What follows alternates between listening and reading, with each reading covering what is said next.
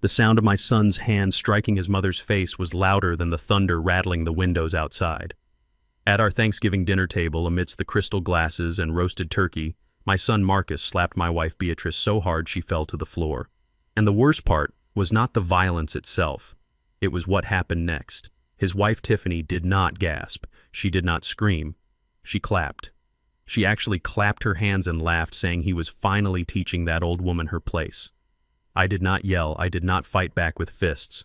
I simply stood up, adjusted my tie, and made one phone call that would turn their lavish lives into a living hell within 15 minutes. When the doorknob finally turned, the look of sheer terror on my son's face told me he knew his reign of terror was over. Before I tell you how I dismantled my son's life piece by piece, please like and subscribe to the channel. Let me know in the comments where you are listening from. I want to know how far this story of justice has traveled. My name is Isaiah Jefferson. Most people in this gated community in Atlanta know me as Ike, the quiet old man who walks with a cane and drives a 10-year-old Ford truck. They see a 73-year-old retired steelworker, a man with calloused hands and a slow gait. They see my wife Beatrice, who has been in a wheelchair since her stroke last year, and they look at us with pity. They think we are lucky to be living in the guest suite of this multi-million-dollar mansion owned by our successful son, Marcus. They have no idea that Marcus does not own a single brick of this house. They have no idea that the luxury cars in the driveway, the designer clothes on his wife's back, and the food on this table are all paid for by the sweat of my 40 years in the steel mills and the investments I made when no one was watching. I let Marcus play the part of the big shot CEO because I wanted him to feel proud. I wanted him to have the dignity I had to fight for. But tonight, at this dinner table, I realized I had not raised a king. I had raised a monster. It was Thanksgiving, a day that is supposed to be about gratitude and family. The dining room was decorated like something out of a magazine. Tiffany, my daughter-in-law, had insisted on a black tie theme. She sat at the head of the table, shimmering in a silver dress that probably cost more than my first car. She is 30 years old, a former model who has never worked a day since she met my son. She looked at the spread of food with a wrinkled nose as if she smelled something rotting.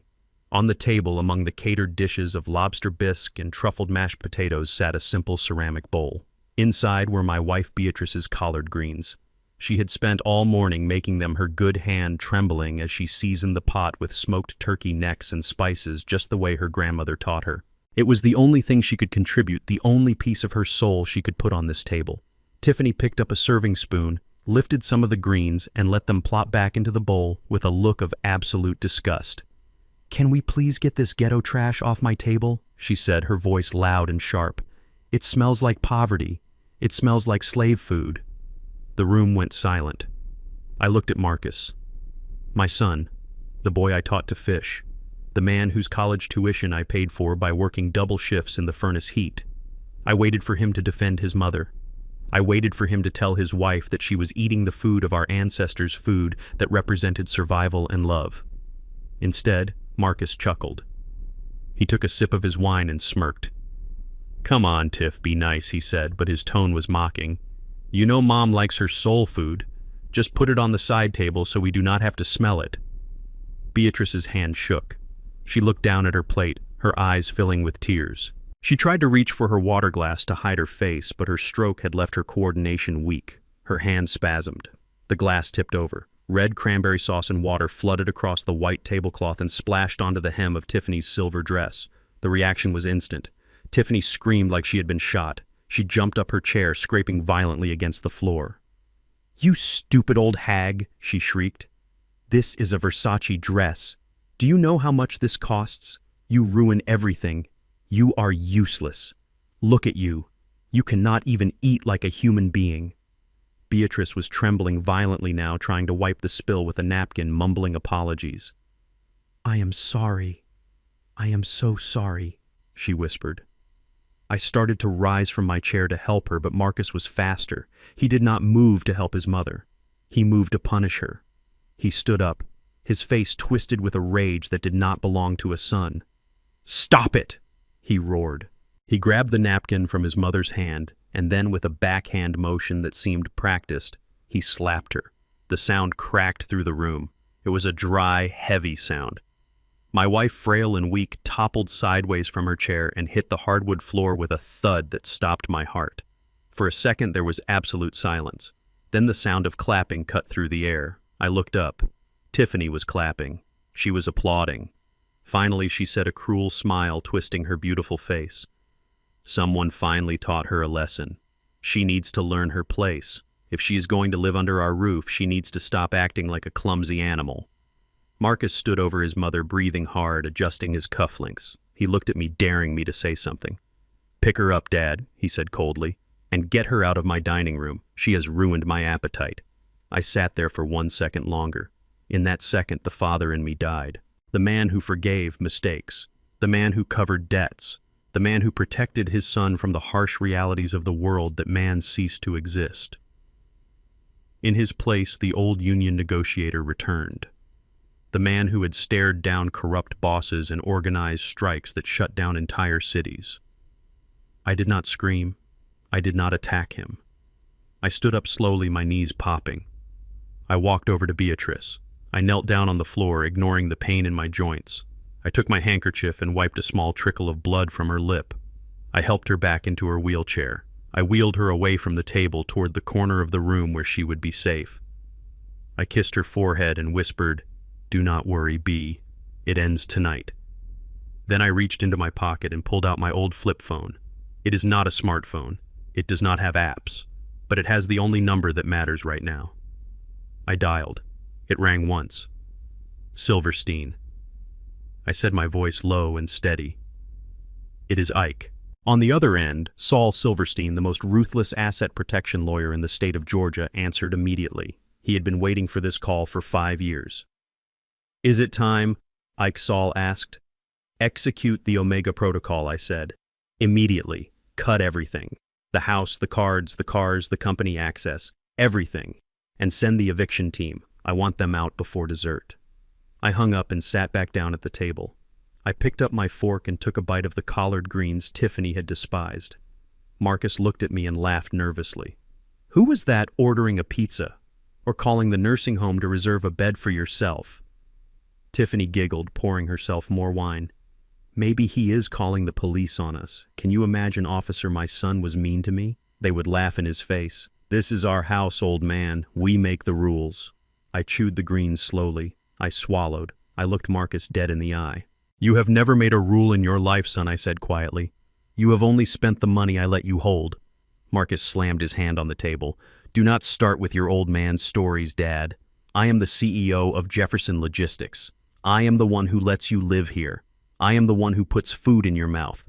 Do not forget that, or you will be on the street with Mom." I checked my watch. Saul was efficient. It had been 12 minutes. Just then, a heavy pounding shook the front door.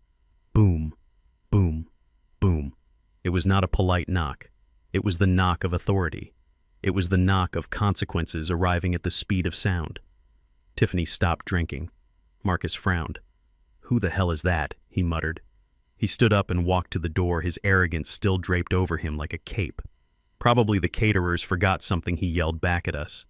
I turned my wheelchair, bound wife to face the hallway. "Watch this, Bea," I told her softly. "Watch God work." Marcus opened the door. Standing on the porch, framed by the swirling snow, was not a caterer. It was Sheriff Deptford, a man I had known since we served in Vietnam together. Behind him were 4 deputies and a man in a sharp suit holding a stack of papers. I heard Marcus's voice drop an octave. "Sheriff, is there a problem? We are having a private dinner." Sheriff Deptford did not smile. He stepped into the foyer, his boots leaving muddy tracks on the marble floor Tiffany protected so fiercely. "Marcus Jefferson," the sheriff asked. "Yes, I am Marcus Jefferson. This is my house. What is this about?" The man in the suit stepped forward. He was one of Silverstein's associates. He thrust the papers into Marcus's chest. "Mr. Jefferson, this is an immediate order of eviction and a restraining order issued by the owner of this property. You and your wife, Tiffany Jefferson, have exactly 10 minutes to vacate the premises." Marcus laughed. It was a high, hysterical sound. "Eviction. You are crazy. I own this house. I have the deed. I pay the mortgage." The lawyer shook his head calmly. "No, sir. You occupy this house under a revocable living trust managed by the Jefferson Family Holdings. You are listed as a beneficiary with residency privileges, privileges that can be revoked instantly upon evidence of elder abuse or gross misconduct. Marcus turned pale. He looked back at me, sitting calmly at the dining table. Dad, what is he talking about? Tell him to leave. I stood up and walked into the hallway, leaning on my cane. I looked at the son who had just slapped the woman who gave him birth. I am the chairman of Jefferson Family Holdings, Marcus. I bought this house 5 years ago when you went bankrupt trying to impress your friends. I put it in a trust so you could keep your dignity. I let you pretend it was yours so you could feel like a man. I stepped closer to him. But the contract has a clause, Clause 4A. Violence against any member of the trust results in immediate termination of all benefits. You hit your mother. You broke the contract. Tiffany ran into the hallway, her face flushed. What is going on? Marcus, tell them to get out. Sheriff Deptford stepped forward, his hand resting on his belt. Ma'am, you are trespassing. You have 5 minutes left to grab your coats. Anything else stays. If you do not leave, you will be arrested. But my clothes, my jewelry, Tiffany shrieked. Those were bought with company credit cards. I said, my voice cutting through her panic. Cards that were canceled 3 minutes ago. They belong to the trust. They stay. Marcus looked at me, his eyes wide with a fear I had never seen before. It was the fear of a child realizing the safety net is gone. Dad, please. It is Christmas Eve. It is freezing outside. Where are we supposed to go? I looked at the open door where the snow was falling into the dark night. I do not know, Marcus, I said. Maybe you can go to a hotel. Oh wait, I canceled your personal Amex too. I guess you will have to figure it out, just like I had to figure out how to feed you when I was laid off in '82. I turned to the sheriff. Get them out, Deptford. But Dad, Mom, Marcus yelled, looking past me to Beatrice. Beatrice did not look at him. She was eating her collard greens. The deputies moved in. They grabbed Marcus and Tiffany by the arms. They did not let them pack a bag. They did not let them finish their wine. They were marched out the front door into the biting cold of the Atlanta winter, wearing nothing but their evening clothes. I walked to the door and watched them standing in the snow, shivering, looking back at the warmth and light of the paradise they had just lost. I looked at Marcus one last time. You said she needed to learn her place, I said, my voice hard as steel. Now you know yours. I slammed the heavy oak door shut and locked the deadbolt. The sound echoed through the house like a gunshot. I turned back to my wife. The house was quiet. The toxic laughter was gone. I sat down next to Beatrice. I took her hand. More greens, my love, I asked. She smiled a real smile this time. Yes, Ike. And maybe a little of that wine. We ate in peace, but I knew this was just the beginning. Marcus was not going to give up $5 million without a fight. He would come back. He would come back with lawyers, with lies, and with a rage that would make tonight look like a playground fight.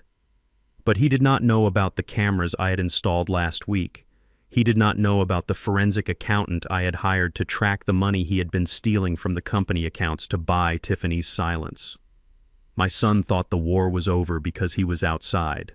He did not realize the war had just begun, and I had all the ammunition. When I checked my phone 10 minutes later, there was a notification from the bank. Credit card decline, Ritz-Carlton Hotel. Amount $800.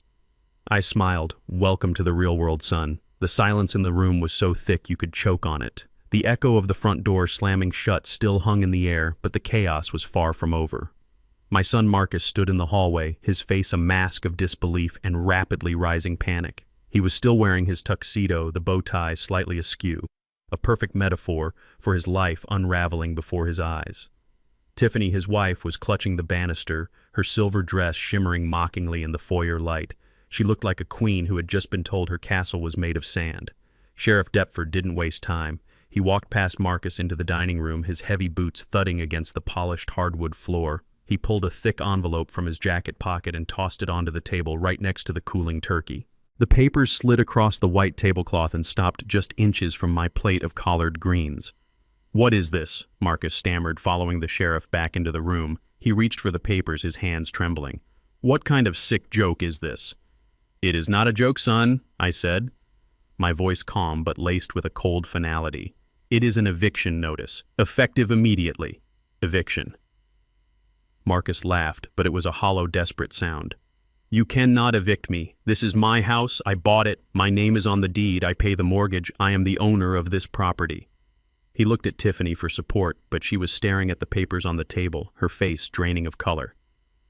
You do not own anything, Marcus, a voice said from the doorway. We all turned. Standing there was Saul Silverstein, my lawyer. He was 70 years old, short, and wore a suit that cost more than Marcus made in a month. He held a leather briefcase in one hand and a cane in the other. He didn't look like a threat. He looked like a grandfather. But Marcus knew better. He knew Saul was the man who had cleaned up his messes for years. Saul, Marcus asked, his voice cracking, "What are you doing here? Tell Dad to stop this nonsense. Tell him he cannot kick me out of my own house." Saul walked into the room, his cane tapping rhythmically on the floor. He didn't look at Marcus. He looked at me. "Good evening," Ike Saul said. "Is everyone safe?" "For now," I replied. "Beatrice is fine." Saul nodded. He placed his briefcase on the table and clicked it open. The sound was sharp and loud in the quiet room. He pulled out a single document bound in blue legal paper. "Marcus," Saul said, turning to face my son. "You seem to be under a significant misapprehension regarding your living situation. You do not own this house. You never did." "That is a lie," Marcus shouted, his face turning red. "I signed the papers 5 years ago. I remember. I was there at the closing. I stood in the office and signed the deed." Saul sighed the way a teacher sighs at a slow student. "You signed a residency agreement, Marcus, not a deed.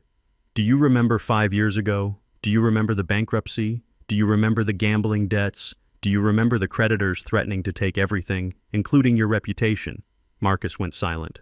He looked down at the floor. "Of course you remember," I said, stepping forward. "You were on your knees in my living room begging me to save you. You were crying like a baby because you had lost everything trying to play big shot. You owed $2 million to people who do not take IOUs. I looked at Tiffany. She was staring at her husband with wide, horrified eyes. She didn't know. Of course she didn't know. Marcus had built his entire marriage on a foundation of lies. "I saved you, Marcus," I continued. "I paid off your debts. I bought this house from the bank before they could auction it off. I put it in the Jefferson family trust so no one would know you were broke. I let you pretend it was yours so you could keep your pride. I let you tell everyone you were a self-made man. But there were conditions," Saul interjected, tapping the document with his finger. Clause 4A, the morality clause. It states clearly that residency privileges are revocable immediately upon any act of violence or abuse against a member of the trust. Saul looked at Beatrice sitting quietly in her wheelchair in the corner. "You hit a beneficiary of the trust," Marcus Saul said softly. "You struck your mother. That is a violation of the highest order. The contract is void. You are trespassing." Marcus looked at me, his eyes pleading. "Dad, please. It was a mistake. I lost my temper. I did not mean it. You cannot do this to me. I did not mean it," I repeated, my voice rising. "You slapped her, Marcus. You slapped the woman who carried you, who fed you, who loved you when you were nothing but trouble. And then you let your wife laugh about it. You let her clap." I turned to Tiffany. "And you," I said, "you think you are better than us? You think we are just old baggage. You have to tolerate. You are living in a house paid for by my sweat. You are wearing clothes paid for by my investments. You are eating food paid for by my money. And you dare to call my wife useless." Tiffany opened her mouth to speak, but no words came out. She looked at Marcus, waiting for him to fix it, to tell her it was all a lie. But Marcus just stood there defeated. Sheriff Deptford checked his watch. 5 minutes are up, folks. Time to go." "But where?" Marcus cried. "We have nowhere to go. Our accounts are frozen. We have no cash." "That sounds like a personal problem," I said. The deputies moved in. They were not rough, but they were firm. They took Marcus by the arm. They took Tiffany by the elbow. "Wait!" Tiffany shrieked. "My purse. My phone." "It stays," I said. "It was bought with company funds. It belongs to the trust."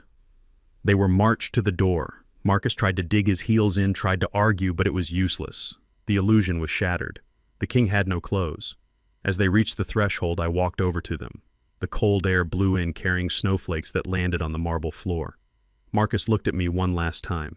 There was hate in his eyes, but under the hate there was fear. A deep, primal fear of the world he was about to face without my protection. "You are ruining my life," he spat. "No, son," I said. "I am giving you the opportunity to build a real one you actually earned." I nodded to the sheriff.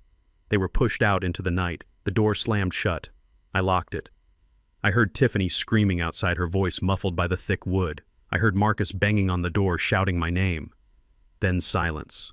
I turned back to the room. The dinner table was still set. The candles were still burning. The food was still warm. But the air was lighter. The heaviness was gone.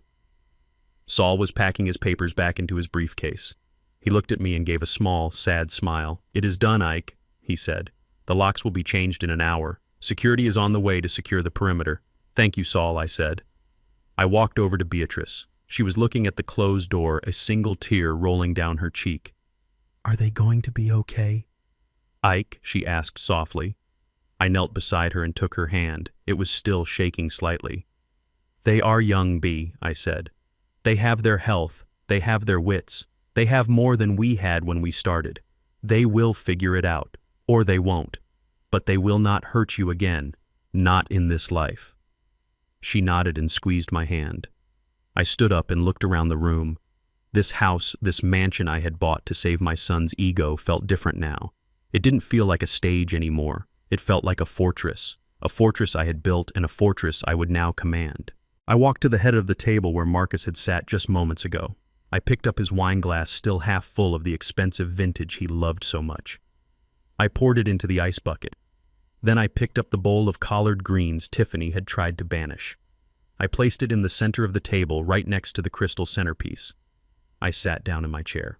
"Saul Sheriff," I said, "please sit. There is plenty of food. And this time, we are going to eat with respect." Outside, the wind howled. I imagined Marcus and Tiffany walking down the long driveway in their evening clothes, the snow soaking through their thin shoes. I imagined them realizing that the credit cards in their pockets were just useless plastic. I imagined the long, cold walk to the main road where they would have to flag down a taxi they couldn't pay for. It was a harsh lesson. Maybe the harshest I had ever given. But as I looked at my wife safe and calm for the first time in years, I knew it was the only lesson that would stick. I took a bite of the greens. They were delicious. They tasted like home. They tasted like dignity. And for the first time in a long time, I wasn't just Ike, the retired steelworker. I wasn't just the quiet old man in the guest suite. I was Isaiah Jefferson, and I had taken back my house. The wind howled through the streets of Atlanta, carrying with it a biting cold that seemed to seep into the very bones of anyone foolish enough to be outside. Marcus and Tiffany, shivering in their evening clothes, had hailed a taxi with the last of their cash, directing the driver to the Ritz-Carlton. It was the only place Tiffany would accept a sanctuary of luxury where she could pretend even for a night that her world hadn't just imploded. They stood at the check-in counter, the opulent lobby, a stark contrast to the snow swirling outside. Marcus, his tuxedo now damp and wrinkled, slapped his platinum credit card onto the marble surface with a confidence he didn't feel. "A suite," he demanded, his voice echoing slightly in the high-ceilinged space. "The best you have available. And have room service send up a bottle of champagne immediately." The receptionist, a young woman with a polite smile, took the card and swiped it. She waited a moment, then frowned. She swiped it again. "I am sorry, sir," she said, her voice dropping to a discreet whisper. "This card has been declined." "Declined?" Marcus scoffed, his arrogance flaring up like a defense mechanism. "That is impossible. Try it again. It must be your machine." She tried again. "Still declined, sir. Do you have another form of payment?" Marcus fumbled in his wallet, pulling out another card, then another. The black card, the gold card, the corporate expense card. One by one they were swiped. One by one the receptionist shook her head, her smile becoming strained. "Declined. Declined. Declined. I am afraid all of these cards have been flagged, sir." Tiffany, who had been examining her reflection in a nearby mirror, spun around. Her eyes narrowed. "Marcus, what is going on? Why are the cards not working?"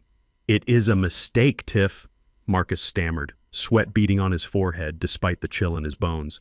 "Just a bank error. I will call them right now." He pulled out his phone and dialed the priority line for his bank. He put it on speaker, his hands shaking. "Welcome to First National," the automated voice chirped. "Please enter your account number." Marcus punched in the numbers. There was a pause, then a live operator came on the line. "Mr. Jefferson," the operator said, his tone professional but cold. I see you are calling about your accounts. Yes, Marcus barked. My cards are being declined. Fix it immediately. Do you know who I am? We know exactly who you are, sir, the operator replied. However, the primary account holder, Mr. Isaiah Jefferson, has removed you as an authorized user from all credit lines. Furthermore, the personal loans secured against the family trust have been called in. Your accounts are frozen pending a fraud investigation. The words hung in the air like a death sentence. Primary account holder, Tiffany screeched, her voice shrill enough to turn heads in the lobby. What does that mean? You said these were your accounts. Marcus stared at the phone, his face draining of color.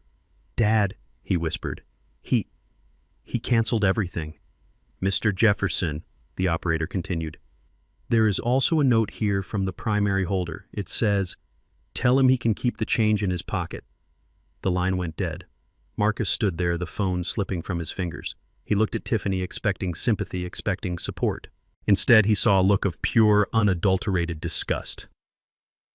You mean to tell me, Tiffany hissed, stepping closer to him, her voice low and venomous, that you do not have any money, that all this time you have been spending his money?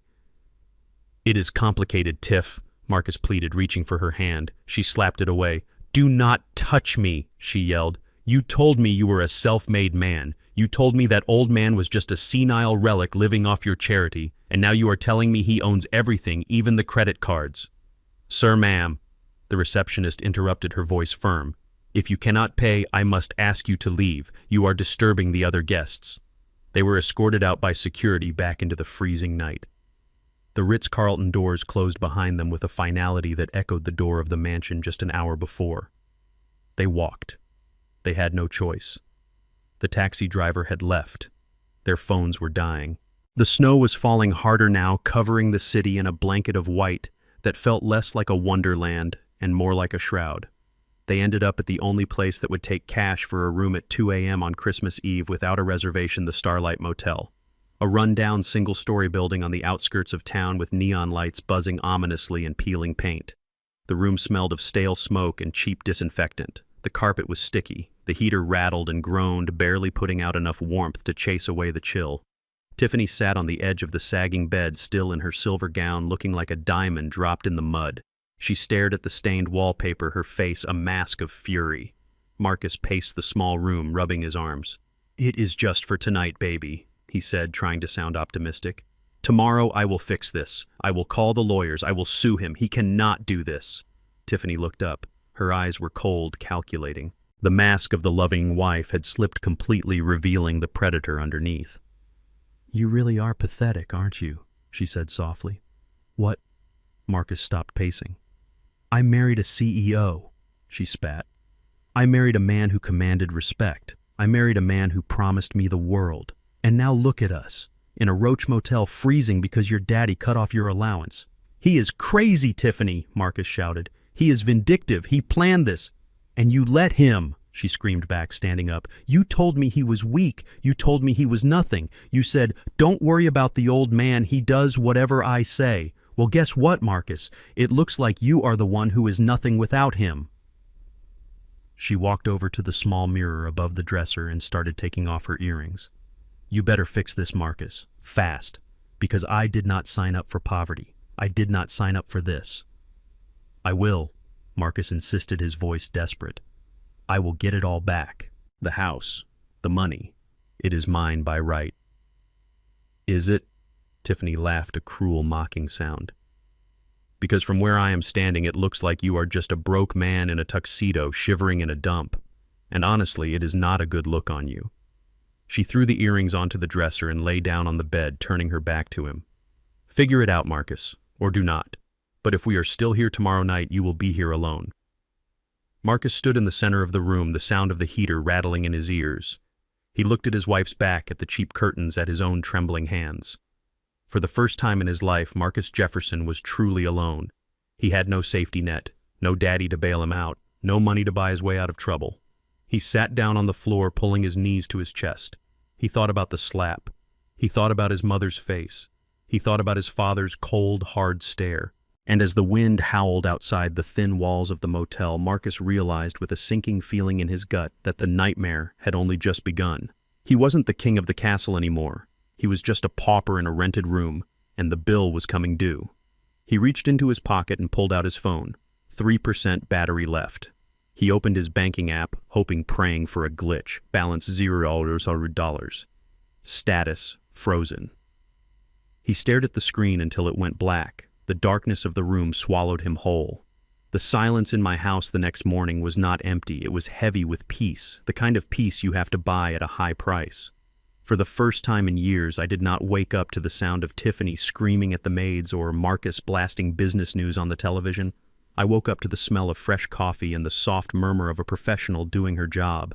I walked out of the guest suite, which was no longer a guest suite, but the master bedroom, again and down the hall. In the sunroom, where the morning light hit the hardest, sat my wife Beatrice. She was not slumped in her wheelchair with a stained bib. She was sitting in her favorite armchair wrapped in a cashmere throw blanket, her hair brushed and braided with care. Sitting across from her was Mrs. Eudora, a woman I had hired at 4 a.m. through a private agency that caters to senators and athletes. Mrs. Eudora was a large woman with hands that looked like they could crush a walnut but touched my wife like she was made of spun glass. "Good morning, Mr. Jefferson." Mrs. Eudora said, her voice low and respectful. Mrs. Beatrice just finished her breakfast. Oatmeal with cinnamon and fresh berries. She ate it all. I looked at Beatrice. Her eyes were clear. She smiled at me, a small, crooked smile that was the most beautiful thing I had ever seen. "Thank you," I said, my voice thick. "You let me know if she needs anything. Anything at all. The budget is unlimited." I left them to their peace because I had work to do. I walked into my study, a room Marcus had tried to turn into a game room, but I had kept locked. This was my command center. It smelled of old paper and pipe tobacco, the smell of a man who thinks before he speaks. I sat down at my heavy oak desk and unlocked the bottom drawer. Inside was a keypad hidden under a false bottom. I punched in the code, a combination of Beatrice's birthday and the date I organized my first strike at the steel mill. The wall panel slid open, revealing the safe. This was where the real Jefferson legacy lived. Not in the flashy cars Marcus drove, but in the stack of bonds, the property deeds, and the gold coins I had bought every time the market dipped. I began the inventory. My hands moved with the precision of a man who has counted inventory in a warehouse for 40 years. The cash was there, the bearer bonds were there, the deeds to the commercial properties in downtown Atlanta were there. Then I reached for the blue velvet box on the top shelf. My hand closed around air. I froze. A cold feeling started at the base of my spine and crawled up to my neck. I looked closer. The spot where the box usually sat was empty. There was just a small circle in the dust where it had been. It was not just a box. Inside that velvet case was the diamond necklace and earrings set I had bought for Beatrice for our 50th wedding anniversary. It cost me $150,000, but the price tag did not matter. What mattered was that I had saved for 10 years to buy it. I had worked overtime shifts when my knees were screaming in pain. I had skipped lunches. I had invested risky money just to get that specific set because Beatrice had looked at a picture of it in a magazine 20 years ago and said it looked like stars falling from the sky. It was her legacy. It was the only thing of true value she owned that was just for her. I felt a rage building in me that was different from the night before. Last night was anger at disrespect. This was anger at violation. Someone had come into my sanctuary. Someone had stolen my wife's stars. I did not panic. I did not start throwing things. I stood up and walked to the computer monitor in the corner of the room. I had installed the hidden camera system 2 weeks ago. Not because I was paranoid, but because I was a man who noticed things. I had noticed Marcus eyeing the study door. I had noticed Tiffany asking too many questions about where I kept my important papers. I logged into the server. I scrolled back through the footage. Yesterday was the dinner. The day before was Tuesday. I scanned the timeline. There it was, Tuesday at 2 p.m. On the screen in high-definition black and white, I saw the door to my study open. Tiffany walked in. She was not wearing her usual loungewear. She was dressed in black like she thought she was in a spy movie, but her movements were clumsy and arrogant. She did not look scared. She looked entitled. I watched her walk straight to the wall panel. She did not know the code, but she didn't need to. I saw her pull a small piece of paper from her pocket. My breath hitched. I recognized that paper. It was a note I had written for Beatrice in case I died suddenly, hiding it in my Bible. Tiffany must have gone through my Bible. She punched in the code. The safe opened. I watched my daughter-in-law, the woman I had welcomed into my home, reach in.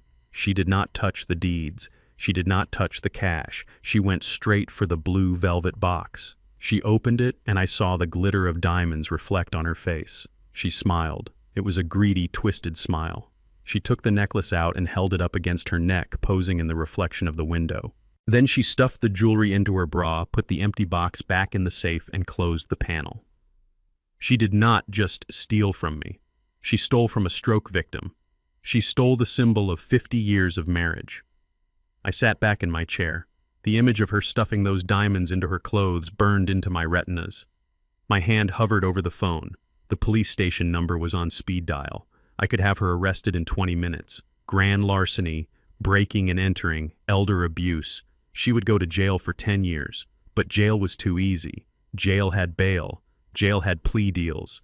Jail meant she would be a victim in her own mind, a martyr who made a mistake. No. I wanted something more permanent. I wanted to take away her future just like she had tried to take away my past. I picked up the phone and dialed a number that started with an 800 area code but routed directly to a high-rise office in Hartford, Connecticut. The phone rang 3 times. Special Investigations Unit. This is Agent Vance. Vance, I said, my voice gravel. It is Isaiah Jefferson. There was a pause, then a shift in tone. Mr. Jefferson, we have not heard from you since you insured the commercial fleet. Is everything all right, no Vance? I need to file a claim. Theft of scheduled personal property. The VVS1 diamond set. Policy number ending in 459. I heard the typing on the other end. Okay, I have the policy up. Value $150,000. When did the theft occur? 2 days ago, I said. I have video evidence. High definition. Face visible. Intent clear. Okay, we will need a police report number to process the payout and launch the investigation. I leaned forward, resting my elbows on the desk. I am not calling the police, Vance. Not today.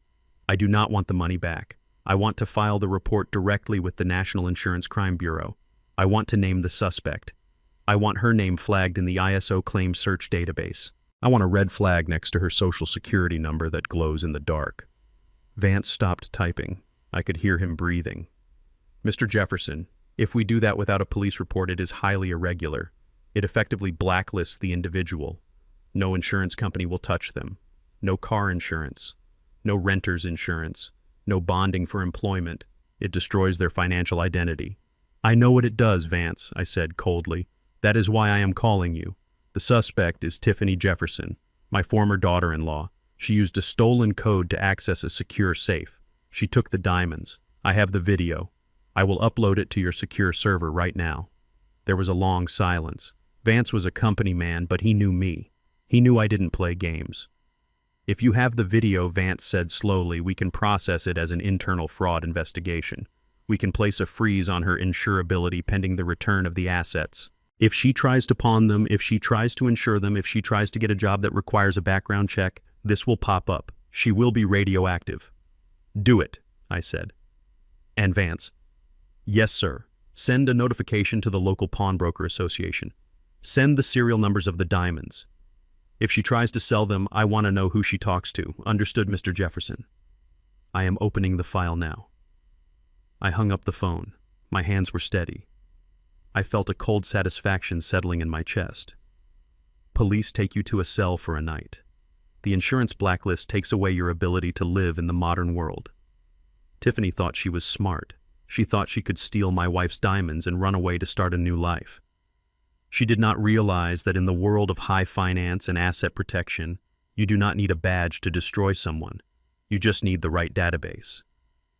I looked at the empty spot on the shelf one last time. You took her stars, Tiffany, I whispered to the empty room. Now I am going to take your sky. I stood up and walked out of the office, locking the door behind me. I went back to the sunroom. Beatrice was watching the birds outside the window. Mrs. Eudora was reading a book nearby. Ike, Beatrice said without turning around, "Did you find what you were looking for?" I walked over and kissed the top of her head. "I am handling it, Bea," I said. "Do not worry, the stars will come back." She patted my hand. "I know they will, Ike. You always bring them back. I walked to the window and looked out at the driveway. The snow was melting, revealing the gray asphalt beneath. Marcus and Tiffany were out there somewhere, probably waking up in a cheap motel, realizing that their credit cards were dead. But they did not know the storm that was coming. Tiffany was walking around with a felony around her neck, and she had just become the most uninsurable woman in America. And the best part was, she wouldn't know until she tried to move, until she tried to rent an apartment, until she tried to get a job. The trap was set. Now I just had to wait for the snap. Monday morning at Jefferson Logistics usually started with the hum of productivity, the sound of phones ringing, and the steady rhythm of commerce moving across the state of Georgia. I built this company from a single delivery truck and a stack of maps in 1982. I knew every bolt in the fleet, every driver by name, and every crack in the pavement of the loading dock. My son Marcus, the man I had appointed CEO 3 years ago, knew none of these things. To him, the company was just a magical machine that printed money for his lifestyle, and this morning, he was coming to make a withdrawal.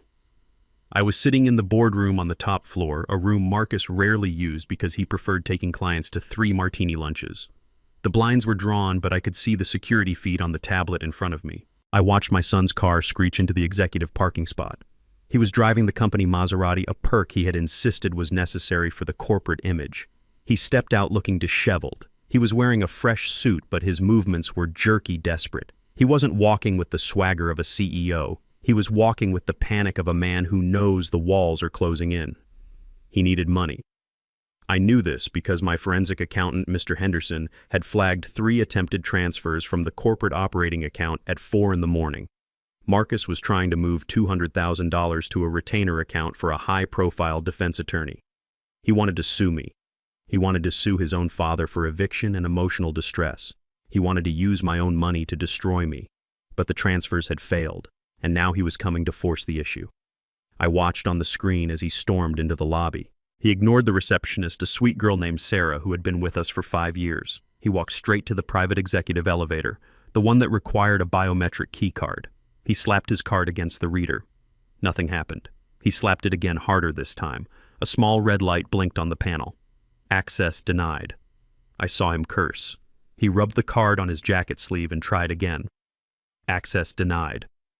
He turned to the security desk. The guard on duty was Miller, a former linebacker who I had hired personally. Marcus had threatened to fire Miller twice last month for not opening the door fast enough. Marcus shouted, his voice echoing in the marble lobby. "Fix the elevator. My card is demagnetized." Miller didn't move from behind the desk. He didn't salute. He didn't jump. He just looked at Marcus with a calm, flat stare.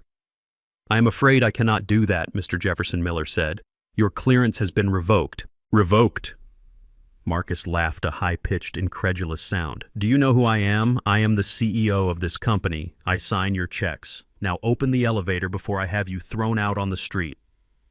"I do not think you sign the checks anymore, sir," Miller replied. "You need to go to the front desk and sign in as a visitor, if you have an appointment." Marcus looked like he was about to explode. His face turned a deep, ugly shade of purple. He didn't sign in. Instead, he lunged for the turnstiles, vaulting over them with a desperate athleticism I didn't know he possessed. He ran for the stairwell door, yanking it open before Miller could stop him. "Let him come," I whispered to the empty boardroom. "Let him run." I sat at the head of the long mahogany table. To my right sat the board of directors. 3 men and 2 women who had been with me since the early days. They looked uncomfortable. They had always indulged Marcus because he was my son, but they knew the numbers. They knew the truth. To my left sat Mr. Henderson, the accountant, with a stack of files thick enough to stop a bullet. We waited. It was 12 flights of stairs. I wanted Marcus to feel every single step. I wanted him to arrive sweating and out of breath. I wanted him to be tired when the hammer fell. 5 minutes later, the double doors of the boardroom burst open. Marcus stood there, heaving sweat dripping down his forehead. He looked wild. He looked cornered. "What the hell is going on?" he screamed, storming into the room. "Why are my cards locked? Why is security disrespecting me? I want everyone fired. Henderson cut a check for $200,000 immediately. I have a legal emergency." He stopped. He finally realized the room wasn't empty. He saw the board. He saw the files. And then he saw me. I was sitting in the chairman's seat. It was a chair I hadn't sat in for 3 years ever since I semi-retired to take care of Beatrice. But the leather still molded to my back perfectly. "Dad," Marcus breathed. "What are you doing here? Get out of my chair." I didn't move. I didn't blink. "Sit down, Marcus," I said. My voice was not loud, but it carried the weight of the entire building. "I do not have time to sit," Marcus yelled, pacing the end of the table. "I need money. You illegally evicted me. You stole my house. I am going to sue you for everything you have, Henderson." "Did you hear me cut the check?" Mr. Henderson adjusted his glasses. He didn't look at Marcus. He looked at me. "Mr. Chairman," he said. "Shall I proceed with the report?" "Proceed," I said. Marcus froze. "Mr. Chairman, what is this?" "I am the CEO." "Not anymore," I said. "As of 8 a.m. this morning, the board has voted unanimously to remove you from your position for cause." "For cause," Marcus sputtered. "What cause? I increased profits by 10% last quarter." "You increased revenue," Mr. Henderson corrected calmly. "But profits are down. Significantly down, mostly due to a category of expenses labeled under miscellaneous consulting and client relations." Marcus went pale. He stopped pacing. I picked up the file in front of me and opened it. I pulled out a photograph. It was a picture of a handbag, a Hermes Birkin bag, orange crocodile skin. This bag cost $45,000, I read from the invoice attached to the photo. It was purchased 3 months ago on the corporate American Express. The expense report signed by you lists it as IT infrastructure upgrade. I slid the photo down the long table. It spun and stopped right in front of Marcus. "I did not know Hermes made servers, son," I said. Marcus stared at the photo. Beads of sweat were running down his nose. That was a gift for a client," he stammered. "A very important client in Europe. It was necessary to close the deal." I pulled out another photo. This one was from Tiffany's Instagram account. It showed her posing with the bag, tagging it, "Hatch new baby and hashosh hubby spoils me." The date matched the invoice exactly. "Funny," I said. "The client looks a lot like your wife." I pulled out another sheet. "And here we have a charge for $12,000 at a spa in the Maldives, listed as leadership training retreat. And here a charge for $6,000 for a set of custom rims for a G-Wagon, listed as fleet maintenance." I stood up. I picked up the stack of papers and threw them onto the table. They scattered like leaves, a paper trail of greed and stupidity. "You stole from this company, Marcus. You used the labor of men and women who work 12-hour shifts to buy purses for a woman who clapped when you hit your mother. That is not just bad business. That is embezzlement. That is a felony." Marcus backed away, shaking his head. "You cannot prove intent. I will pay it back. Just deduct it from my severance." I quit. "I am leaving." "There is no severance," I said, walking around the table toward him. "You are fired for gross misconduct. You leave with nothing. No golden parachute, no stock options, nothing but the suit on your back, and frankly I should take that too because I paid for the tailoring." Marcus hit the wall. He had nowhere else to go. His face crumbled. The arrogance, the bluster, it all evaporated, leaving behind a scared little boy who got caught with his hand in the jar. "Dad, please," he whispered. "You cannot do this. I will go to jail. If you report this, I will go to prison." I stopped inches from his face. I looked into his eyes, searching for any sign of the son I used to know. But all I saw was a reflection of Tiffany's greed. "You should have thought about that before you raised your hand to my wife," I said. I turned to the security guards who had quietly entered the room behind him. Miller was there, looking grim. "Escort Mr. Jefferson out of the building," I ordered. "He is not allowed to retrieve any personal items from his office. His laptop and phone are company property. Take them now." Miller stepped forward. "Mr. Jefferson, please hand over the device." Marcus looked at me one last time. "Dad, please. I have no money. I have no home. Tiffany, she will leave me if I am broke."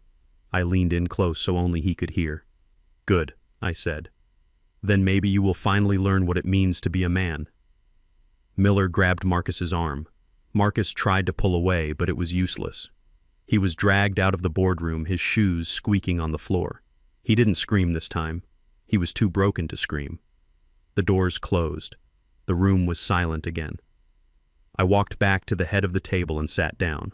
I smoothed my tie. I looked at the board members. They were all looking at me with a mix of fear and respect. Now I said, opening the operations file, Let's get back to work. We have a company to save. I spent the next 4 hours untangling the mess my son had made.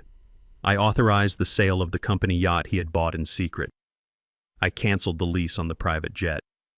I reinstated the pension fund contributions he had paused to pay for his renovations. By the time I left the office, it was dark.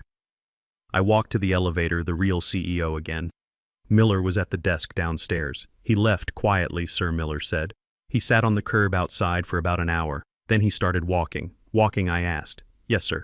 He tried to call an Uber, but I guess his app wasn't working. I nodded. Good night, Miller. Good night, Mr. Jefferson. I walked out to my truck. The air was cold, but it felt clean. I drove home to Beatrice. I had fired my own son. I had stripped him of his power, his money, and his reputation. But as I drove, I didn't feel guilt. I felt a strange sense of clarity.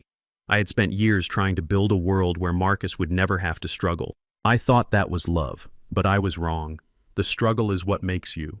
By taking it away, I had made him weak. Now I was giving the struggle back to him. It was the only gift I had left to give. When I got home, Mrs. Eudora met me at the door. Mr. Jefferson, she said, her face serious. You had a visitor while you were gone. Who? I asked, my hand instinctively going to my cane. A young woman, she said. Blonde.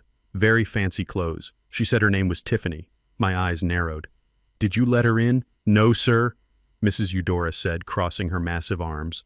I told her that Mrs. Beatrice was resting and that if she did not get off the porch, I would physically remove her. She left a letter. She handed me a scented envelope.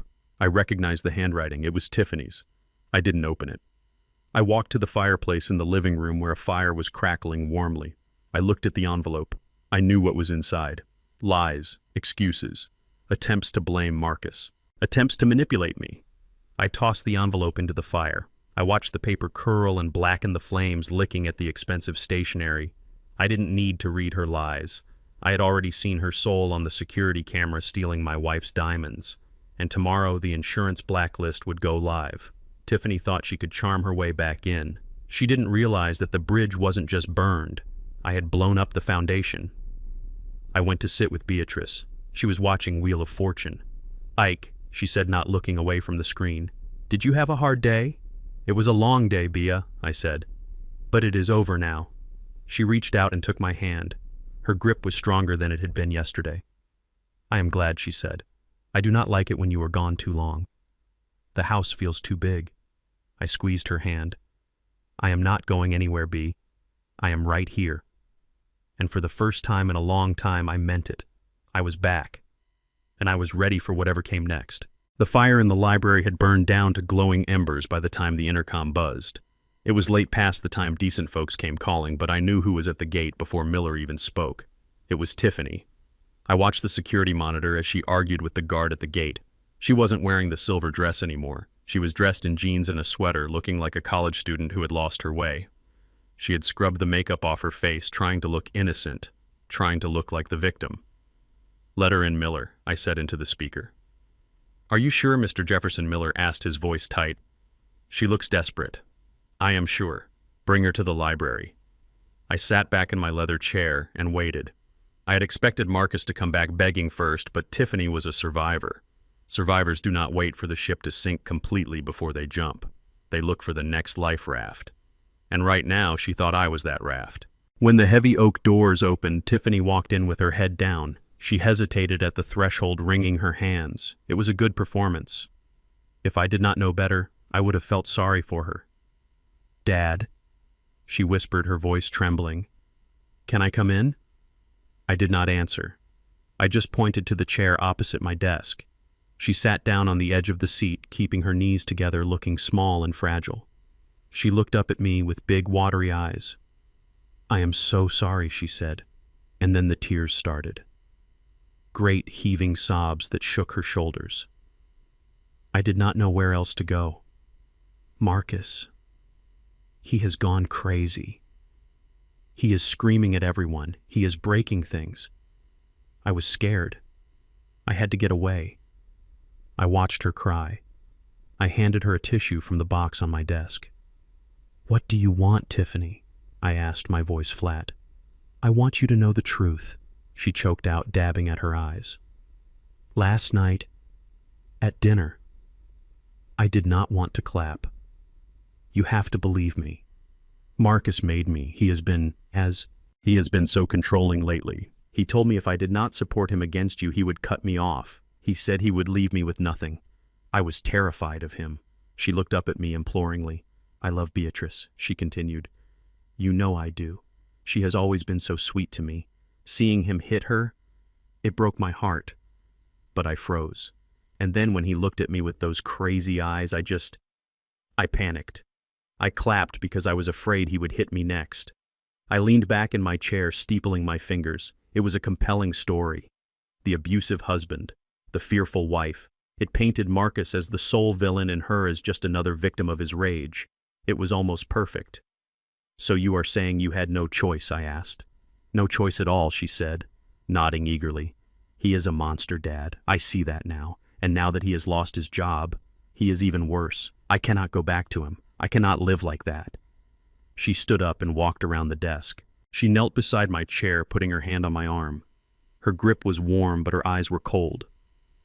Please let me stay here, she pleaded. I can help. I can take care of Beatrice. I know she needs help eating and bathing. I can do that. I can be the daughter she never had. I can make it up to you. I will cook. I will clean. I will do anything. Just please, do not make me go back to him. Do not throw me out on the street. She leaned closer. I could smell her perfume. It was expensive. It was the same perfume I had seen on the credit card bill Marcus tried to hide last month. You need someone here, she whispered. You are getting older. Beatrice is sick. Marcus is gone. Who is going to look after the family legacy? I can help you run the house. I can help you with the accounts. I learned a lot watching Marcus. I know where the money goes. There it was. The hook. She did not just want shelter. She wanted access. She wanted to replace Marcus, not as a son, but as the leech attached to the vein. She thought I was a lonely old man who would be grateful for a pretty young woman paying attention to him. She thought she could trade her loyalty for a spot in the will. I looked at her hand on my arm. I looked at her tear-stained face. You make a very convincing case, Tiffany, I said. Hope flared in her eyes. Thank you, Dad. I knew you would understand. I knew you were a good man. I stood up slowly, forcing her to take her hand off me. I walked over to the bookshelf and picked up a small digital recorder. It was the same model I had used during union negotiations in the 90s. Reliable. Clear. I do not think you understand what kind of man I am, Tiffany, I said, turning back to her. I am a man who listens. I pressed play. The sound that filled the room was not from the dinner table. It was the echoey acoustic of a tiled room. A bathroom. I heard the sound of running water. Then I heard Tiffany's voice clear as day. She was talking on her cell phone. I tell you, Jessica, it is a nightmare. The old hag is disgusting. She drools when she eats. She smells like old medicine. I have to hold my breath every time I walk past her wheelchair. And the old man, he is just as bad. He walks around like he owns the place just because he bought it. I cannot wait until they both kick the bucket. Marcus says the trust dissolves when they die. Then we get everything. The house, the portfolio, the life insurance. God, hurry up and die already. There was a pause in the recording, then the sound of a toilet flushing. I stopped the tape. The silence in the library was absolute. Tiffany's face had gone from hopeful to ash gray. She stood there, her mouth opening and closing like a fish out of water. That was recorded 20 minutes before dinner started, I said, my voice low. You were in the powder room downstairs. You thought you were alone. But in this house, the walls have ears, especially when I pay for the walls. Dad, she stammered, backing away. I was just venting. I did not mean it. Jessica, she brings out the worst in me. It was just talk. Just talk, I repeated. You wished death on my wife. You called her disgusting. And now you want to be her nurse. You want to bathe her. I walked back to my desk and opened the top drawer. I pulled out a manila envelope. It was thick. You said Marcus was controlling, I said. You said you were afraid of him. You said you had no choice. I tossed the envelope onto the desk. It slid across the polished wood and stopped right in front of her. Open it, I commanded. Her hands were shaking so hard she could barely undo the clasp. She pulled out the contents. Photographs. High-resolution surveillance photos. The first photo showed Tiffany getting into a red convertible. The driver was not Marcus. He was a man with muscles that bulged out of his t-shirt. He looked like he spent more time lifting weights than reading books. The second photo showed them at a cafe holding hands. The third photo showed them entering a hotel. The timestamp was 2 days ago, the same day she stole the diamonds. The fourth photo left nothing to the imagination. It was taken through a hotel window. "That is Chad, isn't it?" I asked. "The personal trainer Marcus pays $200 an hour to train you. Looks like he is giving you a very comprehensive workout." Tiffany dropped the photos. She looked sick. You had me followed," she whispered. "I have everyone followed when money goes missing," I said. "You charged the hotel room to the corporate card, Tiffany. Did you think I wouldn't see the invoice? Did you think I wouldn't check who was staying in the room? I walked around the desk until I was standing right in front of her. You are not a victim, Tiffany. You are a predator. You cheated on my son while spending his money. You stole from my wife while living in her house. And you wished us dead so you could cash out." She looked up at me, and I saw the mask fall completely. The tears stopped. The fear vanished, replaced by a hard, ugly sneer. "So what?" she spat. "Marcus is a loser. He is weak. He let you run his life. Chad is a real man. And Beatrice, she is a vegetable. She is barely alive. Why should she have diamonds she cannot even wear? Why should she live in a mansion she cannot even walk in? It is a waste." I felt a surge of anger so hot it almost blinded me, but I pushed it down. She wanted a reaction. She wanted me to hit her so she could sue me. I would not give her that satisfaction. I picked up the photos and put them back in the envelope. "You have 24 hours, I said, my voice ice cold. What she asked, confused. "You have 24 hours to leave the state of Georgia. If you are still within the state lines by this time tomorrow, I will send these photos to Marcus. I will send them to his lawyer. I will send them to every news outlet in Atlanta. The headline will be, 'CEO's wife caught with trainer while embezzling company funds.'" Her eyes widened. "You wouldn't. Marcus would kill me. He has a temper." "I know," I said. "I saw him hit his mother. Imagine what he will do when he finds out you have been sleeping with the help on his dime. Imagine what he will do when he finds out you are the reason he lost his job, because I am going to tell him you were the one stealing the money too. I am going to pin every single missing dollar on you." "That is a lie," she screamed. "Marcus spent that money too. Who do you think he will believe?" I asked. "The father who holds the purse strings, or the wife who was screwing the trainer?" She stared at me, realizing she was checkmated. She had no allies, she had no money, she had no leverage. "And, Tiffany," I added, "do not think you can go to another state and start over with a new rich husband. I spoke to the insurance commission. Your name is on the black list. You cannot get insured. You cannot get bonded. You are a liability. Financial toxic waste." She looked at me with pure hatred. "You are a devil," she hissed. "No," I said. "I am a father protecting his family, and you are no longer family. Get out." She grabbed her purse and ran. She did not look back. She ran out of the library, out of the house, and into the night. I watched her go on the security monitor. I watched her run down the driveway, stumbling in the dark. She did not have a car. She did not have a coat. She just ran. I picked up the phone and dialed Marcus. It went to voicemail. "Marcus," I said, "this is your father. I just had an interesting conversation with your wife. She stopped by. She had some things to say about you, and I have some things to show you. Check your email in 24 hours. I hung up. I knew Marcus would listen. I knew he was sitting in that cheap motel wondering where his wife was, and now the seed of doubt was planted. Tiffany was running, but she had nowhere to go. Marcus was waiting, but he had nothing to wait for. I sat back in my chair and looked at the fire. The embers were dying out, but I felt warm. One down, one to go. The night air was still that heavy, suffocating stillness that often comes before a storm. But the storm that was coming wasn't made of wind and rain. It was made of flesh and blood. I sat on the front porch of the mansion, the one my son thought he owned, rocking slowly in the wooden chair I had brought over from our old house in Decatur. Across my lap lay Betsy, my old 12-gauge Remington. It wasn't loaded. It didn't need to be. The weight of it was enough. The memory of what it represented was enough. I knew he was coming. I felt it in my knees the same way I used to feel a boiler about to blow at the steel mill. I had sent the email to Marcus's burner phone 2 hours ago. The photos of his wife with her trainer. The video of her stealing the diamonds. The evidence that she had forged his signature on the loan documents that were currently suffocating him. I knew exactly what would happen when he read it. He would turn to the woman sleeping next to him in that roach-infested motel looking for answers. But she wouldn't be there.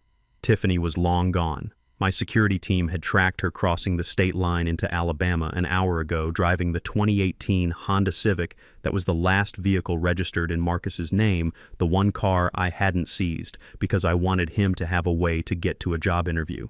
She had taken it. She had taken the car, the last of his cash, and whatever dignity he had left. And now a man, with nothing left to lose, was walking up my driveway. I heard him before I saw him. The sound of heavy, stumbling footsteps on the gravel. He wasn't driving. Of course not. She took the car. He had walked 5 miles from the motel to here in the freezing cold, fueling his rage with every step. Then I smelled it, the sharp chemical sting of gasoline.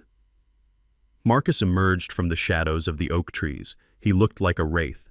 His tuxedo shirt was torn and stained with sweat and dirt. His eyes were wild-rimmed with red, staring at the house with a mixture of longing and hatred. In his right hand he dragged a red plastic gas can. It thumped against his leg with a hollow, rhythmic sound. He stopped at the bottom of the steps. He didn't see me at first. He was too focused on the front door, the symbol of the paradise he had been exiled from. "Open up!" he screamed, his voice cracking. "Open the door, old man! I know you're in there!" He splashed gasoline onto the bottom step, the liquid dark and shiny in the moonlight. "I'm going to burn it down," he howled. "If I can't have it, no one can. You hear me? I will burn it all to ash." I stopped rocking. The chair creaked. Marcus froze. His head snapped toward the corner of the porch where I sat in the shadows. "Hello, son," I said. My voice was calm. It was the voice I used when I negotiated contracts with men who wanted to break my legs. "Dad," he squinted, trying to see past the darkness. He raised the gas can threateningly. You did this. You ruined everything."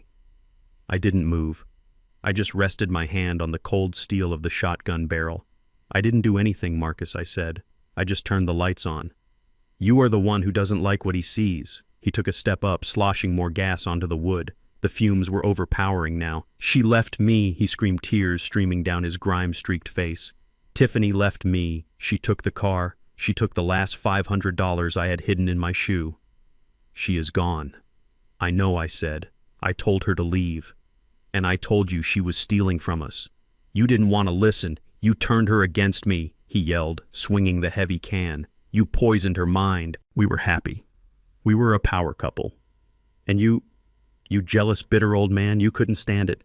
You couldn't stand seeing me successful. "Successful?" I asked.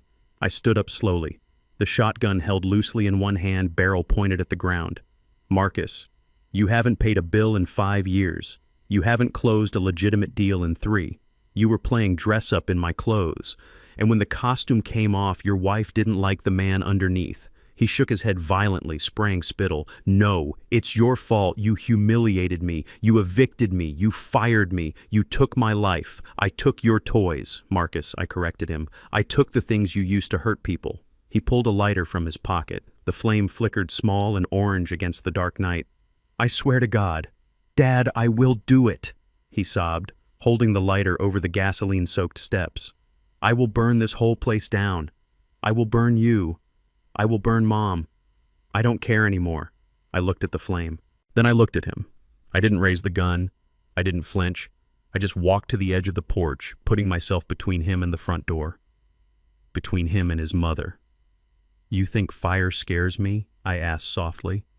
I walked closer, stepping right into the puddle of gasoline he had poured. My boots splashed in it. "I worked in a blast furnace for 40 years, son.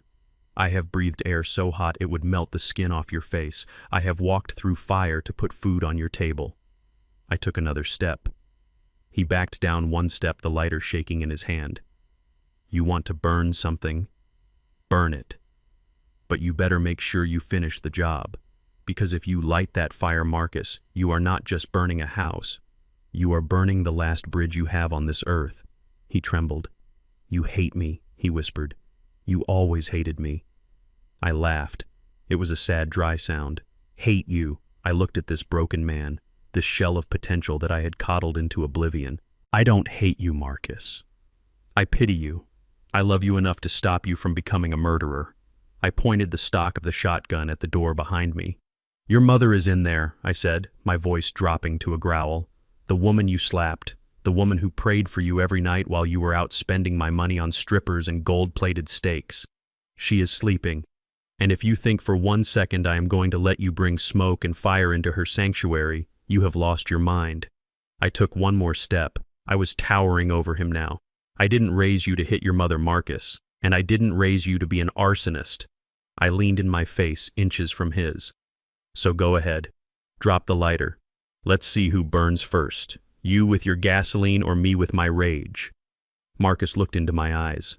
He was looking for fear. He was looking for the hesitation of a father who couldn't hurt his child. But he didn't find it. He found Isaiah Jefferson. He found the man who had stared down riots and recessions. His hand shook uncontrollably. The flame flickered and died. He tried to strike it again, but his thumb wouldn't work. He looked at the gas can in his other hand like it was a foreign object. I have nowhere to go, he wailed. It was a cry of pure, childlike despair. It's cold, Dad. It's so cold. Then drop the can, I said. He hesitated.